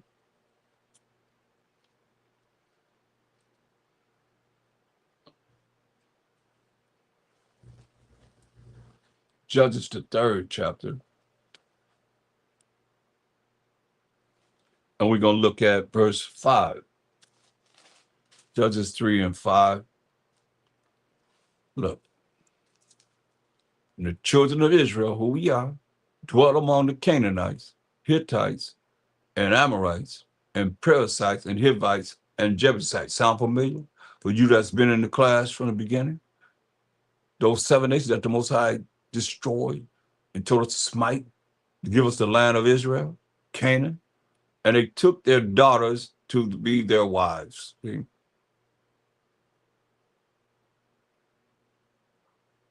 We took their daughters to be their wives and gave their daughters to be their sons. Excuse me, and gave their daughters to their sons and served their gods. See? What the Most High say? You see, that's why it's very important. Like you will never get this if you in some crisp insanity religion, because they're not going to really bring the story as it's being told from the scriptures. Well, you have to go back and forth, back and forth. Well, he told us in Deuteronomy 7 and 3, neither shalt thou make marriages with them. When you go up, he's talking about those nations that we just read about. Say, neither shall you make marriages with them. Thy daughter thou shalt not give unto his son, nor his daughter shalt thou take unto thy son. Why? But they will turn away thy son from following me, that they may serve other gods. So will the anger of the Most High be kindled against you and destroy thee suddenly. But thus shalt thou deal with them. Ye shall destroy their altars and break down their images and cut down their groves and burn their images with fire. You see what we do. Judges 3 and 5. And the children of Israel dwelt among the Canaanites, Hittites, and Amorites, and Perizzites, and Hivites, and Jebusites. You read about them in Deuteronomy 7 and 1. And they took their daughters to be their wives and gave their daughters to be their sons. Gave their daughters to their sons and served their gods. See that? The children of Israel did evil in the sight of the Most High. So that interracial marriage is evil in the sight of the Most High. But you want to follow the way of the Gentiles, then you think it's okay. Because you don't see what this Bible is really saying. And the children of Israel did evil in the sight of the Most High and forgot the Most High, their power, and served Baalim and the groves that we're supposed to get rid of. And that go back to LORD, y'all. And MASTER and HUSBAND. They got us cooked, man. Y'all love that. I was looking at a video back in the day of myself in the 90s. I was LORD down too. You know what I mean? I mean, hey, that's why I say it's about changing. And they serve BAALIM. That's LORD today. They put it in the Bible and the groves. Therefore, the anger of the Most High was hot against Israel. And he sold them into the hand of Shushan Rishathaim, king of Mesopotamia. And the children of Israel served Shushan Rishathaim 8 years. And when the children of Israel cried unto the Most High raised up a deliverer to the children of Israel, who delivered them, even Othniel, the son of Kenaz, Caleb's younger brother. You know, Caleb and Joshua was the only one that brought us out of the wilderness. This Caleb's younger brother, Othniel. And the Spirit of the Most High came upon him, and he judged Israel and went out to war, and the Most High delivered Shushan Rashathaim, king of Mesopotamia, into his hand. And his hand prevailed against Shushan Rashathaim. The land had rest 40 years, and Othniel, the son of Kenaz, died. And the children of Israel did evil again in the sight of the Most High. And the Most High strengthened Eglon, the king of Moab. Chinese cat came after us against Israel. because he had done evil in the sight of the Most High. That's what you got to look at. And the Most High ruled in the kingdom of men. So we do evil. Hey, he sent a avenger, and he gathered unto him the children of Ammon and Amalek. Okay. And went and smote Israel and possessed the city of palm trees. Now, this is the so-called Chinese and Japanese and the Jewish people today. So the children of Israel served Eglon, the king of Moab, 18 years. So the Chinese, the Japanese, along with Amalek, which is the Jewish people today, had us in captivity for 18 years. But the solution, but when the children of Israel cried unto the Most High, the Most High raised them up a deliverer, Ehud, the son of Jirah, a Benjamite, a man left-handed. And by him, the children of Israel sent a present to Eglon, the king of Moab. But Ehud made him a dagger which had 2 edges of a cubit length. And he did gird it under his raiment upon his right thigh. So he had it right under his raiment on his right thigh.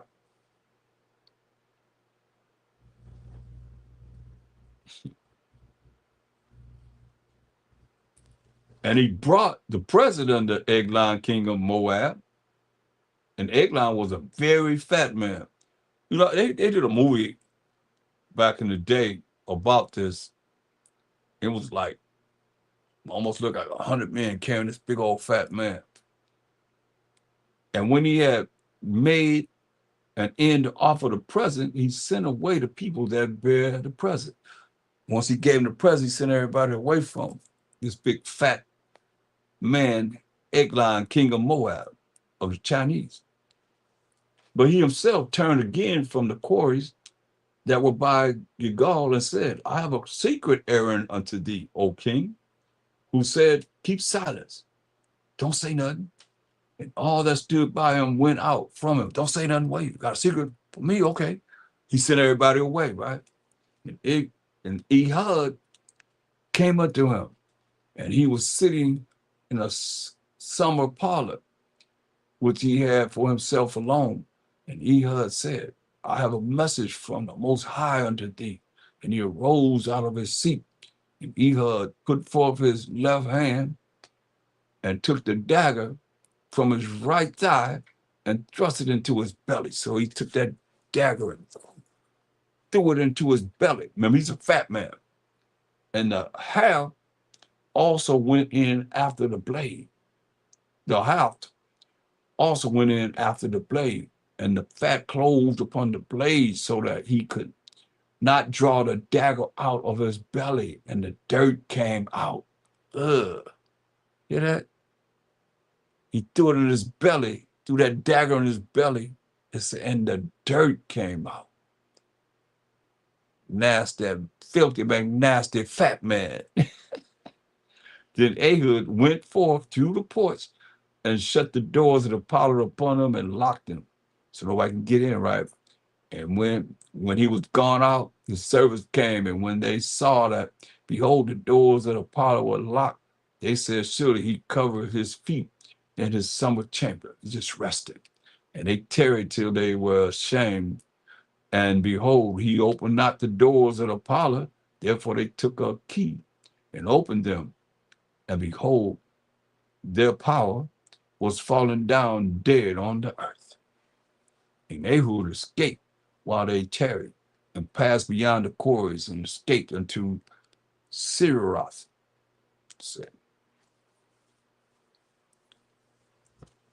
That was deliverer. And that's how we were delivered from the hand of our enemies. Psalms 106. Psalm 106.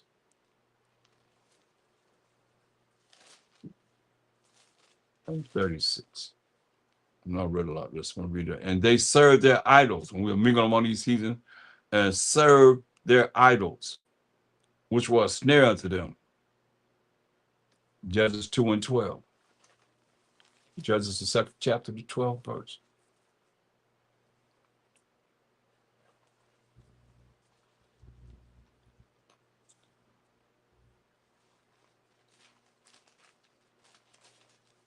That's why we look at what we did of the past and what we're doing right now.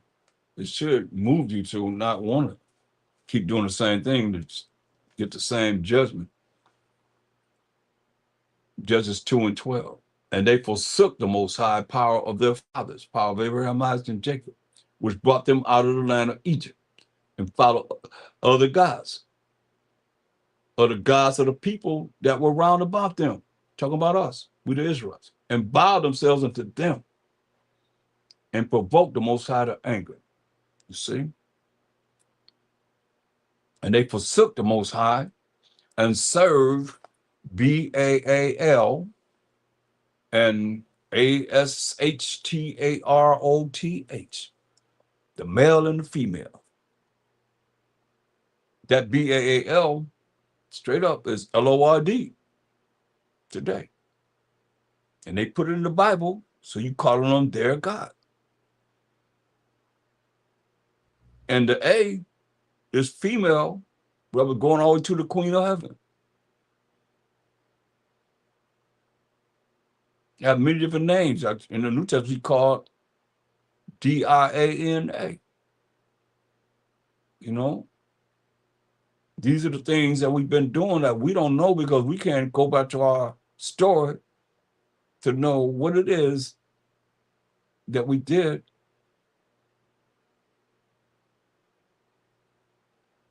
To be punished by the Most High. Look, verse 14, Judges 2:14. And the anger of the Most High was hot against Israel. And he delivered them into the hands of spoilers that spoiled them. And he sold them into the hands of their enemies round about, so that they could not any longer stand before their enemies. Whithersoever they went out, the hand of the Most High was against them for evil. Why? Because we did not do what the Most High told us to do, which is evil, as the Most High has said, and as the Most High has sworn unto them, and they were greatly distressed.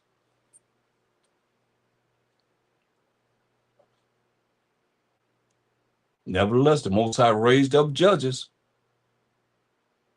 which delivered them out of the hand of those that spoiled them. Once we humbled ourselves and cried to the Most High and start doing what he told us to do. And yet they would not hearken unto their judges, who ain't want to listen, but they went a whoring after other gods. You understand, when you read this, it's kind of hardening because of the fact of we seen what the Most High did to the Egyptians. Each plague, and he didn't touch us. Those 10 plagues that he put upon the Egyptians, we witnessed that. We went through that. And we passed it down to our children. They knew about it. They passed it down to their children. We had the power of powers of powers. And we did them like this. That's why I said it's so important to look at what we did to him. If you really love him, to look at any way, shape, or form, we cannot offend him now.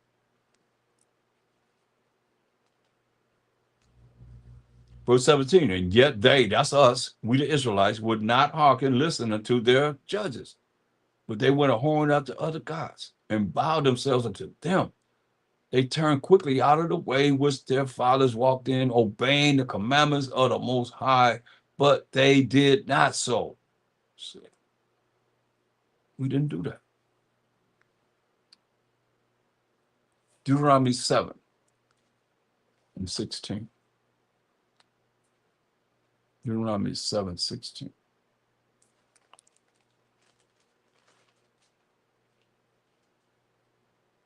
And thou shalt consume all the people which the Most High thy power shall deliver thee.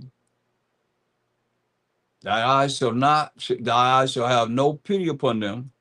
You shall thou serve their gods. For that will be a snare unto thee. That's going to be a trap unto you, he said.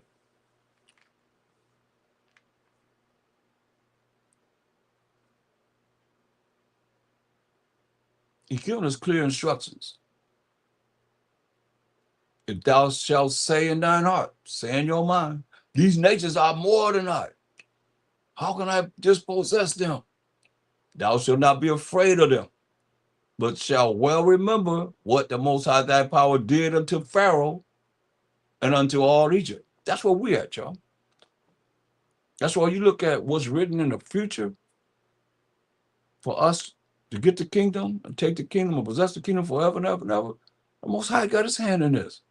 Where everybody, like I say, he's pretty much out of the equation when it comes down to what's going to go down on this earth.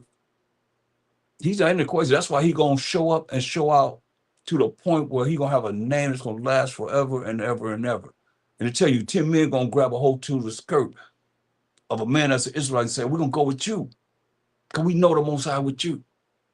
Understand this. You might not understand if you don't know the prophecy what's going to happen in this world in the future, but you going to know. Every knee going to bow. Everybody going to bow down.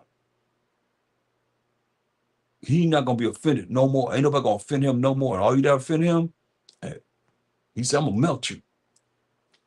Got choices to choose life or death. Life or being melted. Put it like that. Choose life or being melted. That life is going to the kingdom. A whole lot of people going to the kingdom. But it's not necessarily those that live now. How many people coming back with a Mashiach Yahushua? How many people going to raise up to be in the kingdom? That was on point. That was looking at not offending the Most High.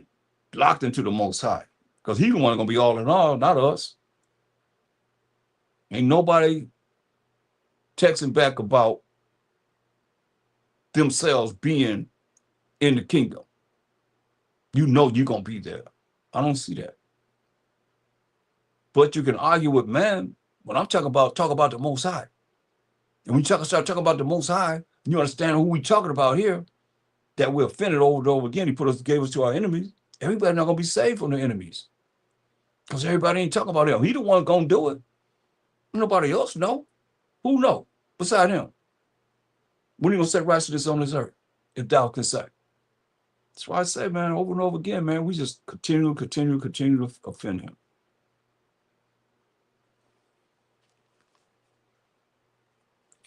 Stay on Psalms 106. I'm going to precept that one. I'm going to go there. Psalm 106. We're going to read verse 37. Yeah, they sacrifice their sons and their daughters unto devils. Man. Sacrifice our sons and our daughters unto devils. An example, 2 Kings. Go to 2 Kings. 16. 2 Kings 16 and 3. Well, we can start at verse 2. 20 years old was Ahaz when he began to reign. 20 years old. And reigned 16 years in Jerusalem, and did not that which was right in the sight of the Most High, his power, like David his father. Wicked king. Ahaz, right? But he walked in the way of the kings of Israel, yeah, and made his son to pass through the fire, according to the abomination of the heathen. Most High said, learn not the way of the heathen, but had his son go through the fire, according to the abomination of the heathen, whom the Most High cast out from before the children of Israel. And he sacrificed and burnt incense in the high places, and on the hills, and under every green tree. Then Rezin, king of Syria, and Pekah, son of Remaliah, king of Israel, came up to Jerusalem to war, and they besieged Ahaz, but could not overthrow him. Most High got him. He got him. Real. it's just this King Ahaz is the groom of that wicked Jezebel. So they both was plotting. They both was out of it. Most High got them though. There's somehow, you know, when you really look at how the Most High operate and the examples that He give us here, where I think about us like, wow, this could happen right now as we're going through our lives right now. This can happen. Nothing new under the sun, it says. For real.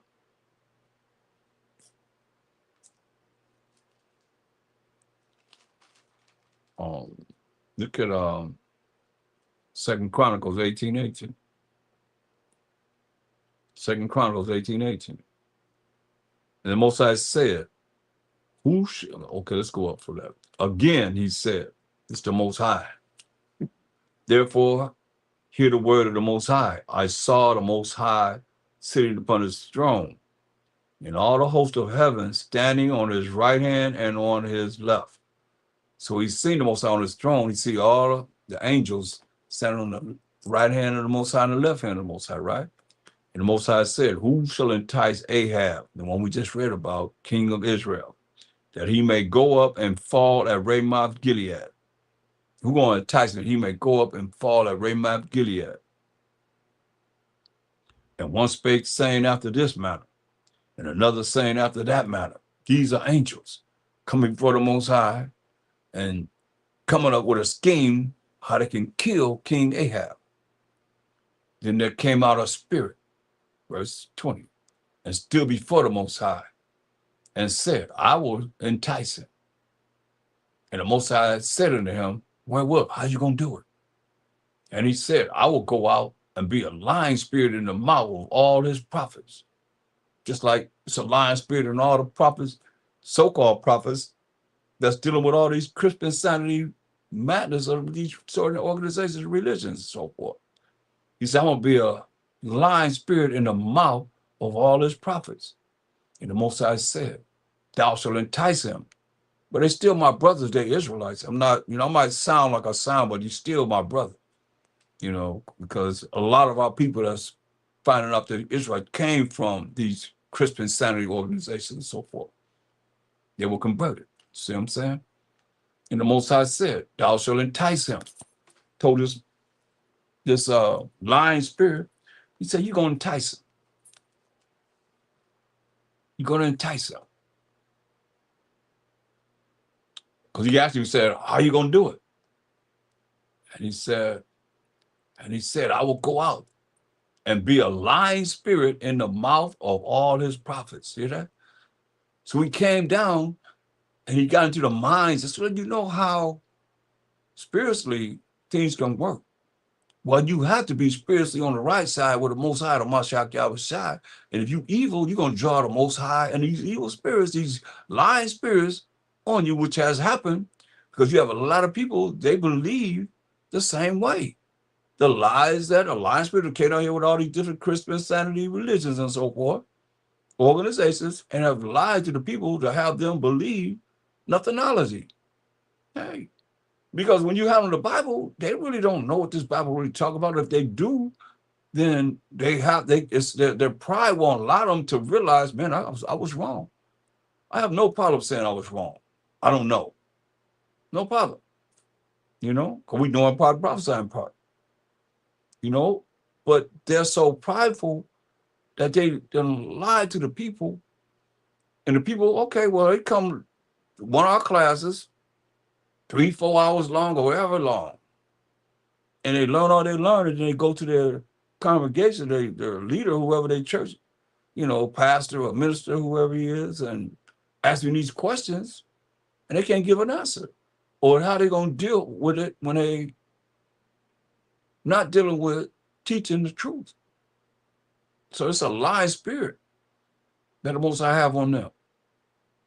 Now, therefore, behold, verse 22, the Most High have put a lying, hold up, let's go with 21 again. And he said, I will go out and be a lying spirit in the mouth of all his prophets. So every last one of the prophets that he listened to is going to give him that same lie. And the Most High said, thou shalt entice him. You give him the okay to do it. And thou shalt also prevail. It's going to happen. Go out and do even so. Right? It says, now therefore, behold, the Most High have put a lying spirit in the mouth of these thy prophets. You hear that? The Most High put a lying spirit in the mouth of these thy prophets. And the Most High have spoken evil against thee. Then Zedekiah the son of Shenaniah came near and smote Micaiah upon the cheek and said, which way went the spirit of the Most High from me to speak unto thee? He went, which way? Which way the spirit of the Most High? Wow. Which way the most which way the spirit of the Most High came from me to speak unto thee? And Micaiah said, behold, thou shalt see on that day when thou shalt go into an inner chamber to hide thyself. See?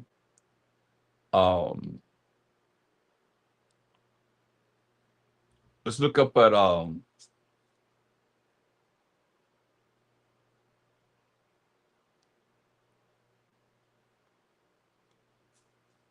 down to verse 27. And Micaiah said, if thou certainly return in peace, then have not the Most High spoken by me. And he said, hearken all ye people, right? Told him to go up, right? Ramoth Gilead. So the king of Israel and Jehoshaphat, the king of Judah, went up to Ramoth Gilead.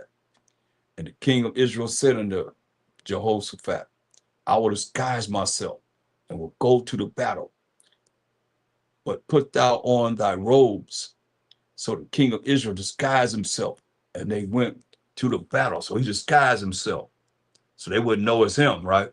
So now the king of Syria had commanded the captains of the chariots that were with him, saying, fight ye not with small or great, save only with the king of Israel. Say, hey, don't fight the small or great, only go after the king of Israel. That's their whole objective. So what happened here? The Most High got into the mind of the king of Syria to have them look and fight against the king of Israel, Ahab.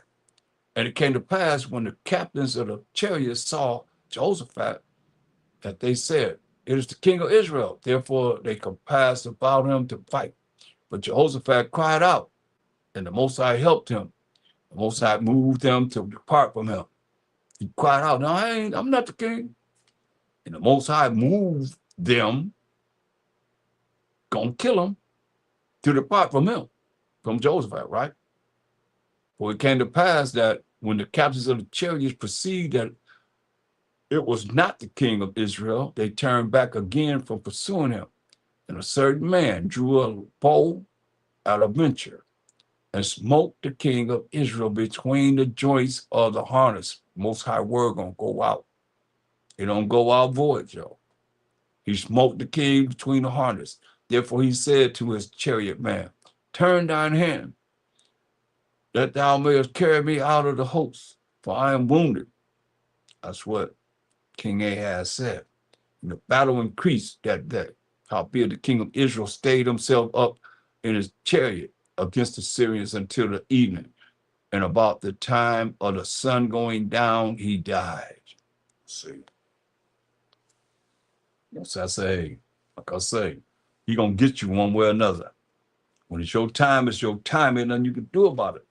Just deal with it. Now, let's go to 2 Kings 17 and 17. 2 Kings 17:17. She was doing all kind of heinous madness, man. Um, let's read up from there. Um, 2 Kings 17.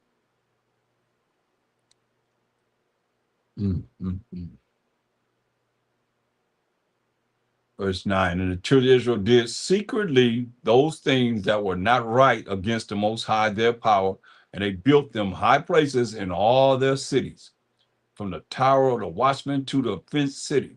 And they set them up images and groves in every high hill and under every green tree.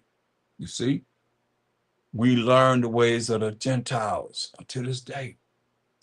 And there they burnt incense in all of the high places, as did the heathen, whom the Most High carried away before them, and wrought wicked things to provoke the Most High to anger.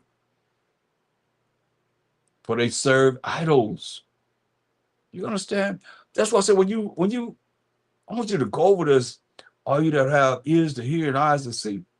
And you go over this and you tell me after you go through all this that you don't feel how the Most High felt with us doing him like this. We have the power of powers of powers, man, beyond imagination. And here we are serving idols. For they serve idols, verse 12. Whereof the Most High has said unto them, ye shall not do this thing. Yet the Most High testified against Israel and against Judah.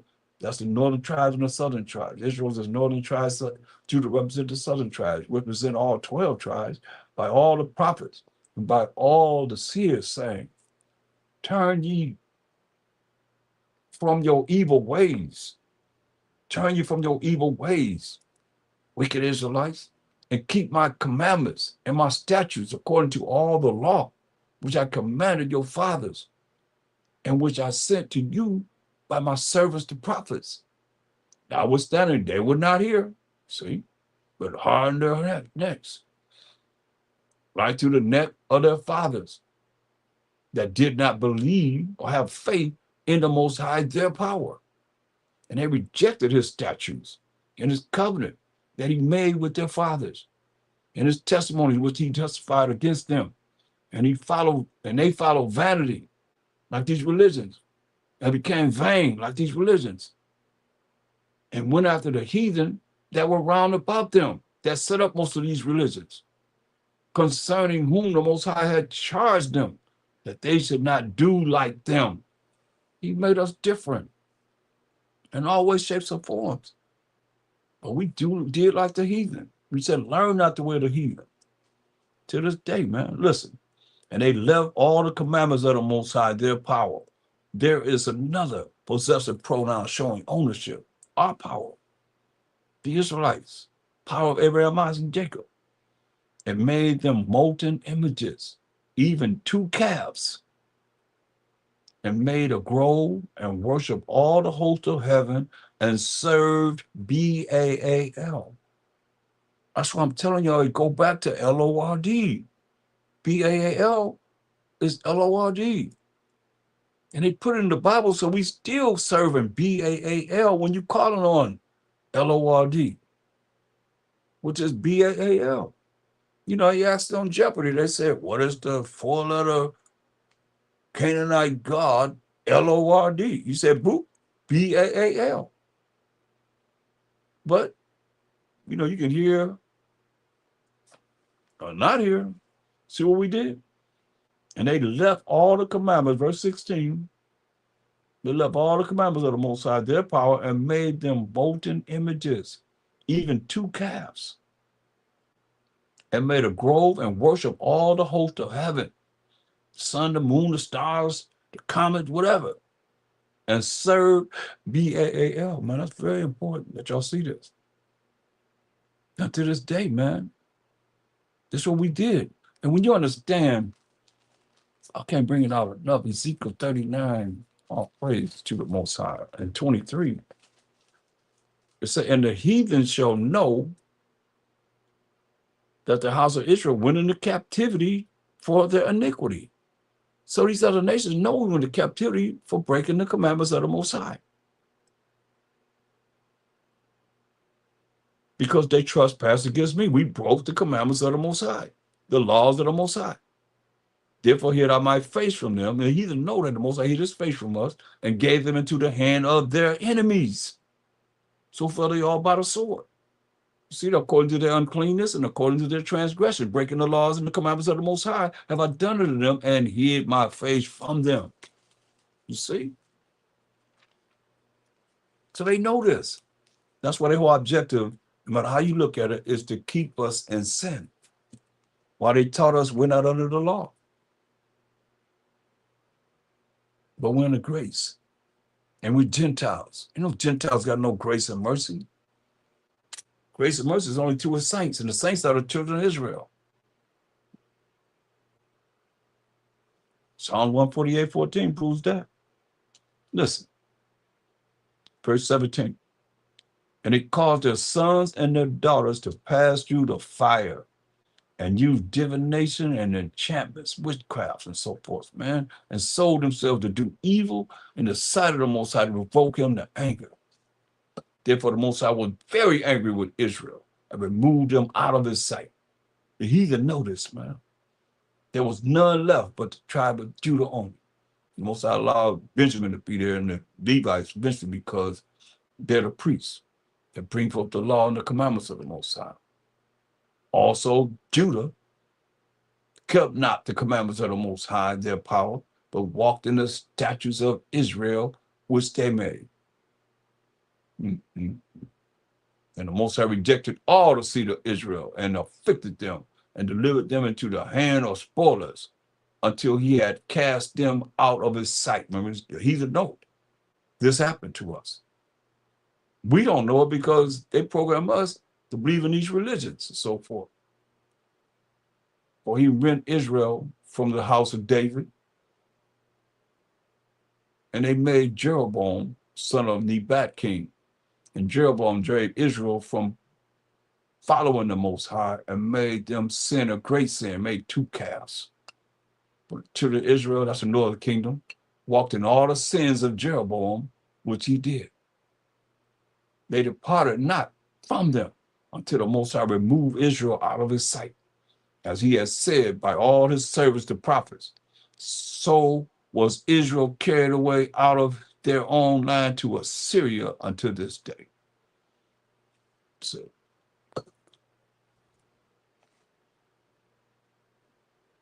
that's the northern tribes outside from Judah, Benjamin, and Levi.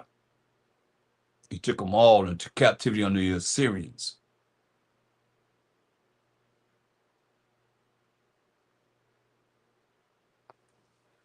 Leviticus 17:7. Leviticus 17:7. See, that's cold-blooded when you think about it. All the tribes of Israel seen the works of the Most High in Egypt, how he did the Egyptians and so forth. He didn't touch us. But he did all that to the Egyptians, 10 plagues. Get him a name. That's why when y'all mess around and y'all taking this lightly, you gotta understand that's nothing compared to what is written in this Bible and what he's gonna do. To get him a name that's gonna last forever and ever and ever. Forever and ever. Come on. Everybody gonna know him forever and ever and ever. He gonna do some marvelous things, man.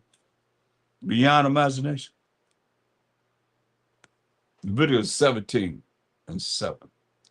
They shall no more, Leviticus 17:7, and they shall no more offer their sacrifice unto devils, after whom they have gone a whoring. This shall be a statute forever unto them throughout their generations. Here we are now. 1 Corinthians 10:20. 1 Corinthians 10:20.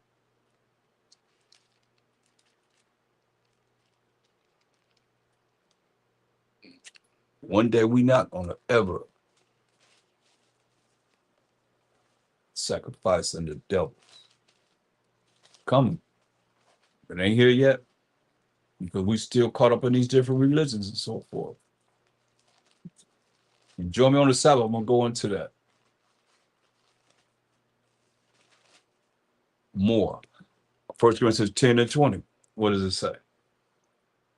But I say that the things which the Gentiles sacrifice, they sacrifice to devils. Y'all caught up in all these different religions, you sacrificing the devils. Because the Most High didn't set up no religion. But prove that when we came out of the Egyptian captivity, we went into the wilderness, the Most High gave us the laws, statutes, and commandments. He gave us religion. Show me where your decree or what you believe in as a religion came from the Bible, and everybody's supposed to follow. Because a lot of churches teach that they're the ones that's going to the kingdom. They're the only ones that have the truth. They're the only ones that, I'm not talking about Israel. I'm talking about these other Christian sanity organizations, I'll say. Because it's insane when you think about it. When you know as much as this Bible is talking about and the topics that it covers, and they don't cover any of them as far as dealing with on the real, how you got to follow the Most High, do what he say do. And they're opposite of that, telling you don't have to, and they totally against him. That's why I say, look, 1 Corinthians 10 and 20. But I say that the things with the Gentiles, and we know our people call themselves Gentiles. They don't call themselves Israelites. Oh, no, the Jews killed Christ. I've heard too many times. But I say that the thing with the Gentiles sacrifice or worship, they sacrifice to devils and not to the Most High. And a lot of your religions have been set up by devils. And I would not that you should have fellowship with devils, deceitful, evil people. Because tell me how you're righteous and you doing whatever you want to do and you ain't got to do what the Most High say do. Make that make sense? You can do whatever you want to do. Eat pork, shrimp, crab, lobster. You say, oh, Most High is in me. Mashiach is in me. I got the L-O-R-D in me. B-A-L in you. For real. Because what's come out of your mouth? You ain't under the law. What you saying? I ain't got to do what you tell me to do, Most High.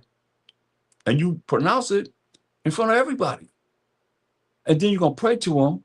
Okay, so that's enough. You pray to him and you got grace, which is getting something you don't deserve to get. You praying to him, you asking him to give you something, but he's supposed to give you something that you don't deserve to get. Make that make sense, y'all? I mean, a little child can understand that. You do what I say do, you're going to be blessed. You're going to get a reward for it. But if you don't do what I tell you to do, then you're going to be punished and you ain't getting nothing. But yet still, y'all in this Christian insanity. That's why I say it's insane to think that you could tell the Most High, because you tell the Most High's eyes are 10,000 times by the sun, beholding all the ways of man and the secret things, right? So he know. You telling him that you ain't got to do what he tell you to do, but he got to do what you tell him to do. You go get something you don't deserve to get. He got to give you something that you don't deserve to get. That's what grace is. I don't care how they got you twisted thinking it is and what it means. That's grace, getting something you don't deserve to get. And you don't deserve to get what you asked him for, but he got to give you what you don't deserve to get. Make that make sense? That's why I say it's Christian insanity, man. That's why I say, man, but I say that the things with the Gentile sacrifice, they sacrifice to devils, deceitful and evil people that got their minds twisted, man, and not to the Most High, power of Abraham, Isaac, and Jacob. And I would not that you should have fellowship with devils, he said. He said, you cannot drink the cup of the Most High or Mashiach Yahushua and the cup of devils. You cannot be partakers of the Most High's table and the table of devils. A table you sit down and eat. Like we eating this word right now. We eat this word for over 2 hours. You know what I mean? That's what we doing. You sit at a table to eat. But you going to sit at the table with devils? What you going to get? You're going to be deceitful and evil just like them. You're going to destroy you. You're going to destroy you. And that's how it is when you send we've been taught, go to church, go to this congregation, this particular church, that church, this church, that church. They ain't teaching the truth. The truth is the laws of the Most High. Come on. You think all you got to do is just believe, call on the name of Jesus, you all right. No. Is that all he did? Was call on the name of the Most High, he was all right? No. It pleased the Most High to bruise him. He put him to grief. He put him to death for the sins of wretched us Israelites, man. And you other nations don't keep no laws, statute, commandments, and yet still you're supposed to be in the kingdom just like everybody else. No.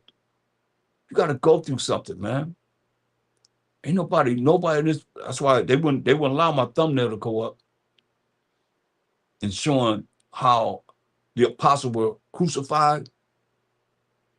They all were crucified, but go over that. At least I can, say maybe I can post it from somewhere else to be able to show it so you can see, get an idea. Maybe you'll feel that, you know, martyrs right here in this Bible. Macho Osai, the ultimate martyr, man. They martyred him, man. They killed him. But they killed the apostles. They killed the prophets and tore their bodies to pieces.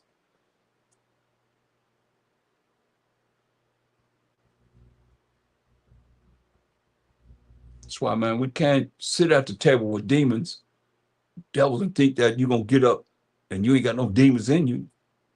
It's like y'all compromise. You say, well, it's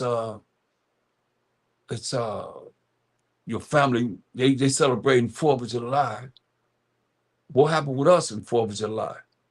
4th of the 7th month, Salaki, 7th month, 4th day, 1776. Where was my people at? Where was your people at? Hmm? That what they celebrating 250 years. And you're going to sit at the table with devils. That's what Most High said, you cannot drink the cup of the Most High, nor Mashiach Yahushua, and the cup of devils. You cannot be partakers of the Most High's table. You're going to be able to get this unadulterated truth of the Most High, laws, statutes, commandments of the Most High, doing what he say, do, having faith in him, and the table of devils. You see, when you see what the evil, we just read about evil kings and so forth, what the Most High do? He had them put to death. He had somebody come and take them out. Straight up. That's how it's going to be. Choice to choose life or death. That's it. Hopefully you choose that life and want to be a part of what it is that we can look forward to. And that's the kingdom. It's already prepared. Just a matter of us getting our knuckleheads together. Psalms 106 and 38. And shed innocent blood. That's what we did. Even the blood of their sons and of their daughters, whom they sacrificed to the idols of Canaan, learned the ways of the Canaanites. And the land was polluted with blood. Numbers 35. Numbers 35.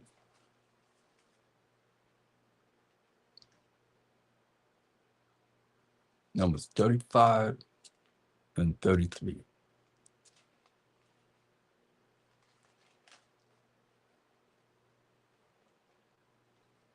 And so ye shall not pollute the land wherein ye are, for blood it defileth the land, and the land cannot be cleansed of the blood that is shed therein, but by the blood of him that shed it. You see that? So that's why the Most High, those that done that, they're going to have to pay, man. And this land cannot be cleansed unless the blood that shed the blood got to be shed. That's what he's saying. He said, defile not therefore the land which ye shall inhabit, wherein I dwell. For I, the Most High, dwell among the children of Israel. How you make them dwell among anyone else? He told us, don't defile the land. We defiled the land. That's why the land is desolate. He said, gonna make the land desolate. It's desolate over there. Because we defiled the land. That's what we did. We polluted the land by, sacrificing our sons and daughters, man. That's hurtful, man. When you think about it, and they sacrificing children today.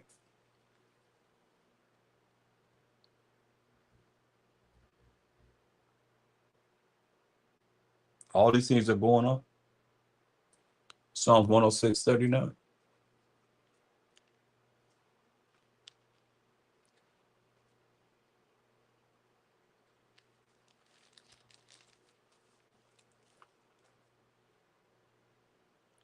Thus were they defiled with their own works and went a whoring with their own inventions. Ezekiel 20. We did things, man, that's so Man, knowing that we have the Most High, and the Mashiach Yahushua, and the righteous angels, and we chose the devil, Satan, the beast, everything that's negative and evil over the Most High. Majority of us, I'll say. Ezekiel 20th chapter, verse 18. Ezekiel 20 and 18. You say, but I said unto their children in the wilderness, walk ye not in the statutes of your fathers. That's what they did. Verse 16, because they despised my judgments and walked not in my statutes, but polluted my Sabbaths. You hear that, people? But polluted my Sabbaths. Y'all better be careful how you operate on the Sabbath day. But polluted my Sabbaths, for their heart went after their idols. Nevertheless, mine eye spared them from destroying them. Neither did I make an end of them in the wilderness. But I said unto their children in the wilderness, walk ye not in the statutes of your fathers, neither observe their judgments, nor defile yourselves with their idols. See? How can we have idols? You got to look at this. But you know, even when Moses went up to get the 10 Commandments, when he came down, we done made a golden calf. After we've seen all the things that the Most High done. That's why I say I can't relate to no one right now that don't want to praise the Most High. Don't want to, you ain't really real. Now in the eyes of the Most High, I'll prove you real, and you don't want to praise the Most High for what all he done went through. I mean, just go, if you don't, some of you come in here late, you know, but go back and look at what we done concerning him. And if you don't feel nothing, then how he gonna save you? Why should he save you? If you can't feel for him, why should he feel for you? Any of us, for that matter. Look. But I said unto their children, verse 18, in the wilderness, walk ye not in the statutes of your fathers, neither observe their judgments, nor defile yourselves with their idols. I am the Most High, your power. Walk in my statutes and keep my judgments and do them. And hallow my Sabbaths, make my Sabbaths holy. And they shall be a sign between me and you, that ye may know that I am the Most High, your power. Notwithstanding, nevertheless, children rebelled against me. You hear this? I want you to feel good about hearing all the things that we did against the Most High. You that don't think that you gotta highly exalt him. Notwithstanding, the children rebelled against me. That's the Most High right there. That me is the Most High. They walked not in my statutes, neither kept my judgments to do them, which if a man do, he shall even live in them. They polluted my Sabbaths, made the Sabbaths unholy. Then I said, I would pour out my fury upon them to accomplish my anger against them in the wilderness. Nevertheless, how much compassion he have. I withdrew mine hand and wrought for my name's sake, because his name is in our name, Yahshua, that I should not be polluted in the sight of the heathen, in whose sight I brought them forth. I lifted up mine hand unto them also in the wilderness, that I would scatter them among the heathen and disperse them through the countries, because they had not executed my judgments, but had despised my statutes and had polluted my Sabbath. You understand that? That's you see what he said, my Sabbaths. That Sabbath day is his day. And their eyes were after their father's idols. Man. Wherefore I gave them also statutes that were not good. So you gonna do me like that? I'm gonna give you statutes that's not good, and judgment whereby they could not live. And I polluted them in their own gifts, in that they caused to pass through the fire all that openeth the womb, all the and children, that I might make them desolate, to the end that they might know that I am the Most High. Power, Abraham, Isaac, and Jacob. We know. If you don't know, you gonna know that He is the Most High.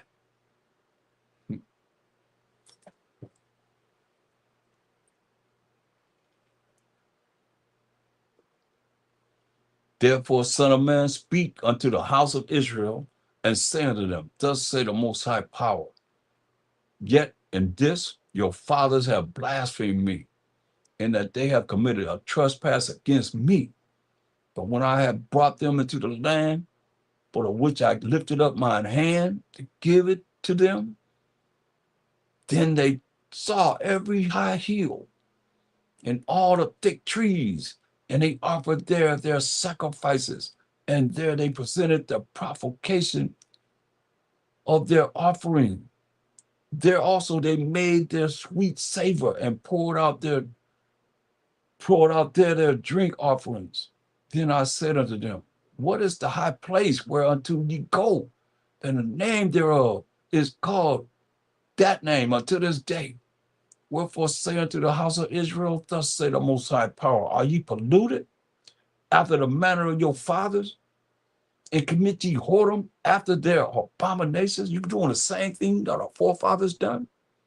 But when ye offer your gifts, when ye make your sons to pass through the fire, ye pollute yourselves with all your idols.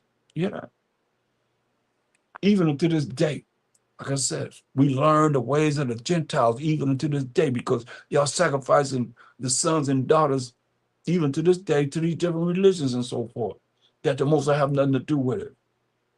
A lot of them being molested, all kind of things happening in these churches. Even unto this day, he said, and shall I be inquired of by you, O house of Israel? As I live, said the Most High Power, I will not be inquired of by you. I don't want to hear nothing you have to say.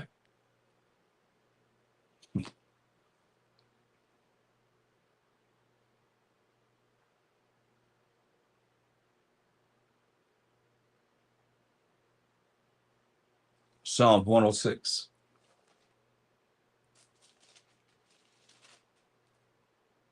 and 40. Therefore was the wrath of the Most High kindled against his people, insomuch that he abhorred his own inheritance. The wrath of the Most High came upon us so much that he hated us. Abhorred means he hated his own inheritance. He hated us for doing the things we did. Judges 2, the second chapter, verse 14. And the anger of the Most High was hot against Israel. We're going to serve Baal and this Ashtarloth. And the anger of the Most High was hot against Israel. And he delivered them into the hands of spoilers that spoiled them. That's spoilers. That means robbers that robbed us. And he sold them into the hands of their enemies round about, so that they could not any longer stand before their enemies. Couldn't fight our enemies. Most High was against us. Deuteronomy 9 and 29. Deuteronomy 9 and 29. Can you imagine that? We thinking that we got it going on. It's like it is now. Yet they are thy people and thine inheritance, see, which thou brought out by thy mighty power, Mashiach Yahushua, the top angel of the Most High, and by thy stretched out arm. Straight up. That's why Moses crying out to the Most High, man. Remember, verse 27, remember thy servants, Abraham, Isaac, and Jacob. Look not unto the stubbornness of this people. Hear that? He's telling Most High, please, he beseeching them, he begging them. Look not upon the stubbornness of this people, nor to their wickedness, nor to their sin, lest the land which thou brought us up say, because the Most High was not able to bring them into the land which he promised them, and because he hated them, he had brought them out to slay them in the wilderness. It's Moses, you know. And verse 26 tell you, I prayed therefore unto the Most High and said, O Most High, destroy not thy people and thy inheritance, which thou hast redeemed through thy greatness, which thou hast brought forth out of Egypt with a mighty hand. Verse 28 said, lest the land whence thou brought us out say, because the Most High was not able to bring them into the land which he promised them. So the Most High ain't able to bring us into the land of Canaan that he promised us. And because he hated them, he had brought them out to slay them in the wilderness. Yet they are thy people and thine inheritance. Talk about us. Stubborn and wicked and evil and sinful us, Israelites. He said, yet they are thy people, your people, and thine inheritance, which thou brought out by thy mighty power and by thy stretched out arm. To get him a name. This ought to get him a name, yo. Deuteronomy 32, 8 and 9. We the inheritance of the Most High. Look what he did. Deuteronomy 32 and 8. When the Most High divided to the nations, he didn't integrate everybody. He divided to the nations their inheritance, where they're going to live at. And you go to the back of the Bible, you can see maps to show you that the Most High fulfilled what it is that he's saying here. All the nations had their own land. When the Most High divided to the nations their inheritance, when he separated the sons of Adam, he didn't integrate them. He separated the sons of Adam. He set the bounds of the people according to the number of the children of Israel, meaning he gave us our land first, then he gave the other nations their land. For the Most High's portion is his people. Jacob is a lot of his inheritance. See, we the inheritance of the Most High. Psalm 106:41.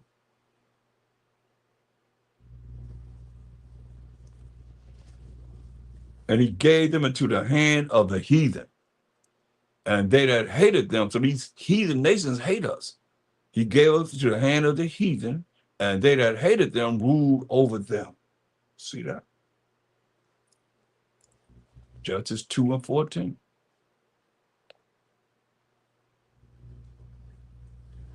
And the anger of the Most High, Judges 2:14, and the anger of the Most High was hot against Israel. He delivered them into the hands of spoilers that spoiled them, and he sold them into the hands of their enemies round about, so that they could not any longer stand before their enemies. He also did the same thing in Deuteronomy 28 chapter, like he told us in verse 15. Nothing new under the sun. Deuteronomy 28:15. But it shall come to pass, if that condition, thou wilt not hearken, listen unto the voice of the Most High thy power, to observe to do all his commandments and his statutes which I command thee this day, that all these curses shall come upon thee and overtake thee. And this is real. We didn't listen to what he had to tell us. He told us in verse 32, thy sons and thy daughters shall be given unto another people, and thine eyes shall look and fail with longing for them all the day long. And there, when it be so, shall be no might in thine hand. Ain't nothing we can do about it, said. But we broke the laws of the Most High. Therefore, we had to go through these curses. And these curses, if you go from 15 all the way to 68, it only be hell us, man. We the only ones who can hold these curses, man. Verse 37, and thou shalt become an astonishment, a proverb, and a byword among all nations, whither the Most High shall lead thee. Verse 41, thou shalt beget sons and daughters, but thou shalt not enjoy them, for they shall go into captivity. See that? Verse 43, the stranger, that's what we're looking at right now. The stranger that is within thee, all these other foreign nations coming into our cities, having the stores, we got to go in there and buy for them. The stranger that is within thee shall get up above thee very high, and thou shalt come down very low. He shall lend to thee. We got to go and buy from them. You buy, you go. And thou shalt not lend to him. He shall be the head, and thou shalt be the tail. You see? And that's what's happening in our neighborhoods. These foreign, like these Asians and other, Ishmaelites and so forth, Moab, Ammon, all of them, Edomites, everybody's in our hood making money off of us. Moreover, all these curses shall come upon thee, and shall pursue thee, and overtake thee till thou be destroyed. Because thou hearkenest not unto the voice of the Most High thy power. Ain't nothing changed. We started with this. And we almost 3 hours in, and we still dealing with the same thing. We ain't listening to the Most High. And you taught not to listen to the Most High and these religions and so forth. Well, I call it Christian insanity, because Most High gonna melt you. You don't come back to him. You got a choice. You got a choice to choose life or death. Which one you gonna choose? Life or be melted? We hearken not unto the voice of the Most High thy power, to keep his commandments and his statutes which he commanded thee. And these curses shall be upon thee for a sign and for a wonder, and upon thy seed forever. Here we are, man. Because thou servest not the Most High thy power with joyfulness and with gladness of heart, for the abundance of all things. I'm going to give you that. Therefore shalt thou serve thine enemies, not your friends, but your enemies, which the Most High shall sin against thee, and hunger. You want something to eat? You got to get it from them. You want to learn the ways of the Gentiles? That's what you're dealing with. Go and continue to deal with it. Therefore shalt thou serve thine enemies, which the Most High shall sin against thee, in hunger and in thirst. You want something to drink? You got to get it from your enemies. And nakedness, clothes, you got to get it from the enemy. And in want of all things, everything, you got to get it from your enemies, he said. And he shall put a yoke of iron upon thy neck until he have destroyed thee. And he put that yoke of iron on our neck and slavery. Now we destroy for lack of knowledge. Why? Because we forgot the laws of the Most High. The Most High shall bring a nation against thee from far, from the end of the earth, as swift as the eagle fly. What's the symbol and the sign of America? The bald eagle. A nation whose tongue thou shalt not understand. We don't understand their language. A nation of fierce countenance, which shall not regard the person of the old, nor show favor to the young. I see all kind of things going on, man, right now. And that's what we have, as a people, because we broke the laws of the Most High. And they continue to tell you that you're not under the law. Why you want to put yourself in bondage? You can eat whatever you want to eat. That's, you got all these health problems. They don't tell you stop eating this. Don't eat this no more. Cut back on it. No. He gave us dietary laws. What we can eat and what we can't eat. What's clean and what's unclean. But, they poisoning our food. Well, you have no choice but to get in touch with the Most High and be with him forever and ever and ever. By showing my shot, ain't only hope. Unless you got another means, you could type in the text in your chat. You got a better means than him. I don't know no other means. I know what he said he's going to do. Do y'all understand he's going to be all in all? That's what this is all about. This whole world is nothing about anything but the Most High being all in all. He going to get a name that's going to last forever and ever and ever. And ever and ever and ever and ever and ever and ever and ever. He's going to be the power. Everybody going to bow down to the Most High. Everybody going to know him he said from the least to the greatest. Yeah, but understand. Look, Hebrews 8 and 8. When he bring about the fulfillment of the covenant, because it's not fulfilled yet. Mashiach came and brought back, a part of it and bringing us back to the Most High by his precious blood being shed for the sins of the 12 tribes of Israel. But all this hasn't been fulfilled. So anyone that's right here, right now, listen to my voice, I have listened to my voice in teaching, you tell me that this is fulfilled already. Or anyone else that's teaching. Hebrews 8 and 8. For finding fault with them, with us, stiff-necked, like we just read about ourselves. He said, behold, the days come, the future, said the Most High, when I will make a new covenant, a new contract, a new agreement with the house of Israel and with the house of Judah. You remember I showed you how the kingdom was split during King Solomon's, after he died, really, for what he did, what King Solomon did, and going with these strange women. But these other nations, they turned his mind away from following the Most High. The Most High came to him twice. So that's why you see the house of Israel and the house of Judah. That represent all 12 tribes, right? It say Hebrews 8 and 9. Not according to the covenant, the contract that I made with their fathers in the day when I took them by the hand to lead them out of the land of Egypt, that we've been reading about all this class a lot within, the time we're in the wilderness. He was giving us the laws because they continued not in my covenant. That's why we read in Daniel 9 and 11. We have transgressed the laws of the Most High and not listened to his voice, right? It says, we did not continue in his covenant, and I regarded them not. When he gave us into captivity, slave and bondage, we read about that today. Said the Most High. So this is the covenant, the contract, the agreement that I will make with the house of Israel. After those days, said the Most High, I will put my laws into their mind and write them in their hearts. So that ain't happened yet. We still got to study the laws and practice what we have been taught to bring it forth, man. He said, hey, I will put my laws into their mind and write them in their hearts. And I will be to them a power, and they shall be to me a people. And we're working on this part. But look at this. And they shall not teach every man his neighbor. Now, you mean to tell me you came into my class and you wasn't taught something? Because it's saying here, and they shall not teach every man his neighbor. Ain't gonna be no teachers no more. Because Mashiach Shai gonna be the ultimate teacher. He said, and they shall not teach every man his neighbor, and every man his brother, saying, this is real here. Know the Most High. I'll be asking you know the Most High? They be saying, no. You know the Most High? No. So I know this ain't fulfilled. Israelites don't even exalt the Most High, praise the Most High like we should be. Go say, hey, know the Most High. Let me talk about the Most High. We talk about people.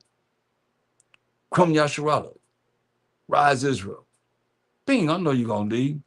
But it's just real. Know the Most High. And they shall not teach every man his neighbor and every man his brother, saying, know the Most High. And we know the Christian Sanity churches ain't dealing with him, period. They say, Mashiach Shai is the Most High. The Most High is the Mashiach Shai and the Holy Spirit, all that, Trinity and all that madness, man. Know the Most High. That's him by himself. Know the Most High. For all shall know me from the least to the greatest. Now, you tell me everybody know the Most High from the least to the greatest, so the covenant has been fulfilled. But I can show you tape after tape after tape, time after time after time after time. Do you know the Most High? They're going to say no. Do you know the Most High? You know him to be able to go in this Bible and just show me him. That's all, by himself. You know what he said? He said, every man his brother saying, ain't nobody going to teach every man his neighbor, his brother, his man saying to his brother, saying what? Know the Most High. You hear that? Know the Most High, for all shall know me. That's the Most High. That me is the Most High, y'all. From the least to the greatest. From the least to the greatest gonna know him. For I will be merciful to their unrighteousness, those that's trying to be righteous, trying to follow the laws and the commandments of the Most High. He said, I'm gonna be merciful. Mercy is not getting something you do deserve to get. To their unrighteousness and their sins, which is breaking the commandments of the Most High, the laws of the Most High, and their iniquity will I remember no more. You know? Those that's trying to be righteous, not thinking that you could do whatever you want to do and be unrighteous, the Most High just going to accept it because y'all say, Mashiach Shai nailed your sins to the tree. I mean, I'll say to the cross. Y'all know they was hung on the tree. Y'all know what about that. Y'all just regurgitating what they told you because you never seen that, but it is what it is. And that he says, a new covenant, new contract, a new agreement, he have made the first old, now that which decayeth and waxes old is ready to vanish away. Because Mashiach Shai going to teach us of the Father. Most I will, if we make it to the kingdom, his kingdom, just show us of the Father for 1,000 years. You think about that. 1,000 years of learning of the Most High, and y'all say y'all know him now? You ain't trying to exalt him, praise him, Something wrong with that picture. He say everybody gonna know him from the least to the greatest. Believe this. And those that make it, or the Israelites, what are they gonna be saying to the men? You nations, what you gonna be saying? Uh Zechariah 8, read verse 22 and 23. Yeah, many people and strong nations shall come to seek the most high power of hope, power of army of angels in Jerusalem, in the kingdom, and to pray before the most high. I ain't doing it now, but those that make it, this is what they're gonna be doing. Thus say the most high power of hope, most high power of army of angels, what he say? In those days it shall come to pass that 10 men, you hear that? 10 men shall take hold out of all languages of the nations. You know the nations, y'all gonna be in the kingdom. Even shall take hold of the skirt of him that is a Jew, that is an Israelite, that made it to the kingdom. What they gonna say? Saying, we will go with you. We will go with you. But we have heard that the Most High is with you. What? Daniel 7:18. It's gonna be a known fact. Daniel 7:18. But the saints of the Most High, define the saints. Who are the saints? Psalms 148:14. Psalms 148:14. The saints of the Most High. Because I heard someone say, I think it was say that the saints in the New Testament are anyone that called on the name of Jesus or whatever they believe in Christian insanity to be able to justify themselves as being the saint. No. Here go the saints right here, definition right here. Psalms 148:14. He also exalted the horn of his people, the praise of all his saints. Who are the saints? Even of the children of Israel. So you're not of the children of Israel, you're not a saint. Who are we? A people near unto the Most High. What do he say? Praise ye the Most High. Praise ye the Most High. Praise ye the Most High. Praise ye the Most High. Praise ye the Most High. Forever, never, never. Daniel 7:18.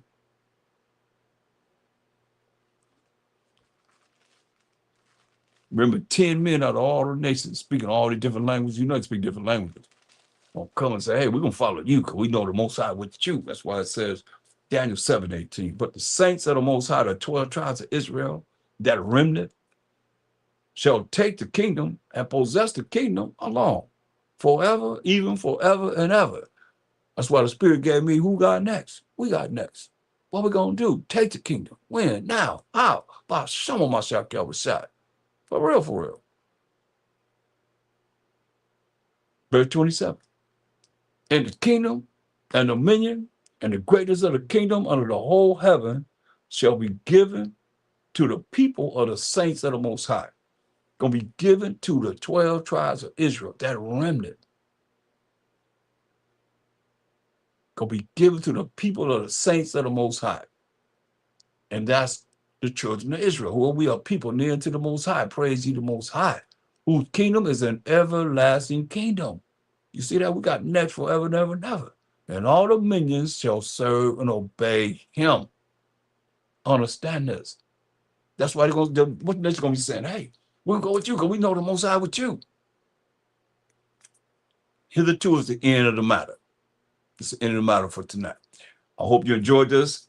Give me a like and share the video if you can, so that, it can reach more people. We learn the ways of the heathen, these Gentile nations until this day. And join me on the Sabbath day, and we'll continue to go into this, especially dealing with, is your church teaching the truth?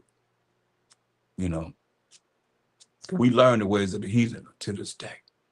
And with that, I'm out. Shalom.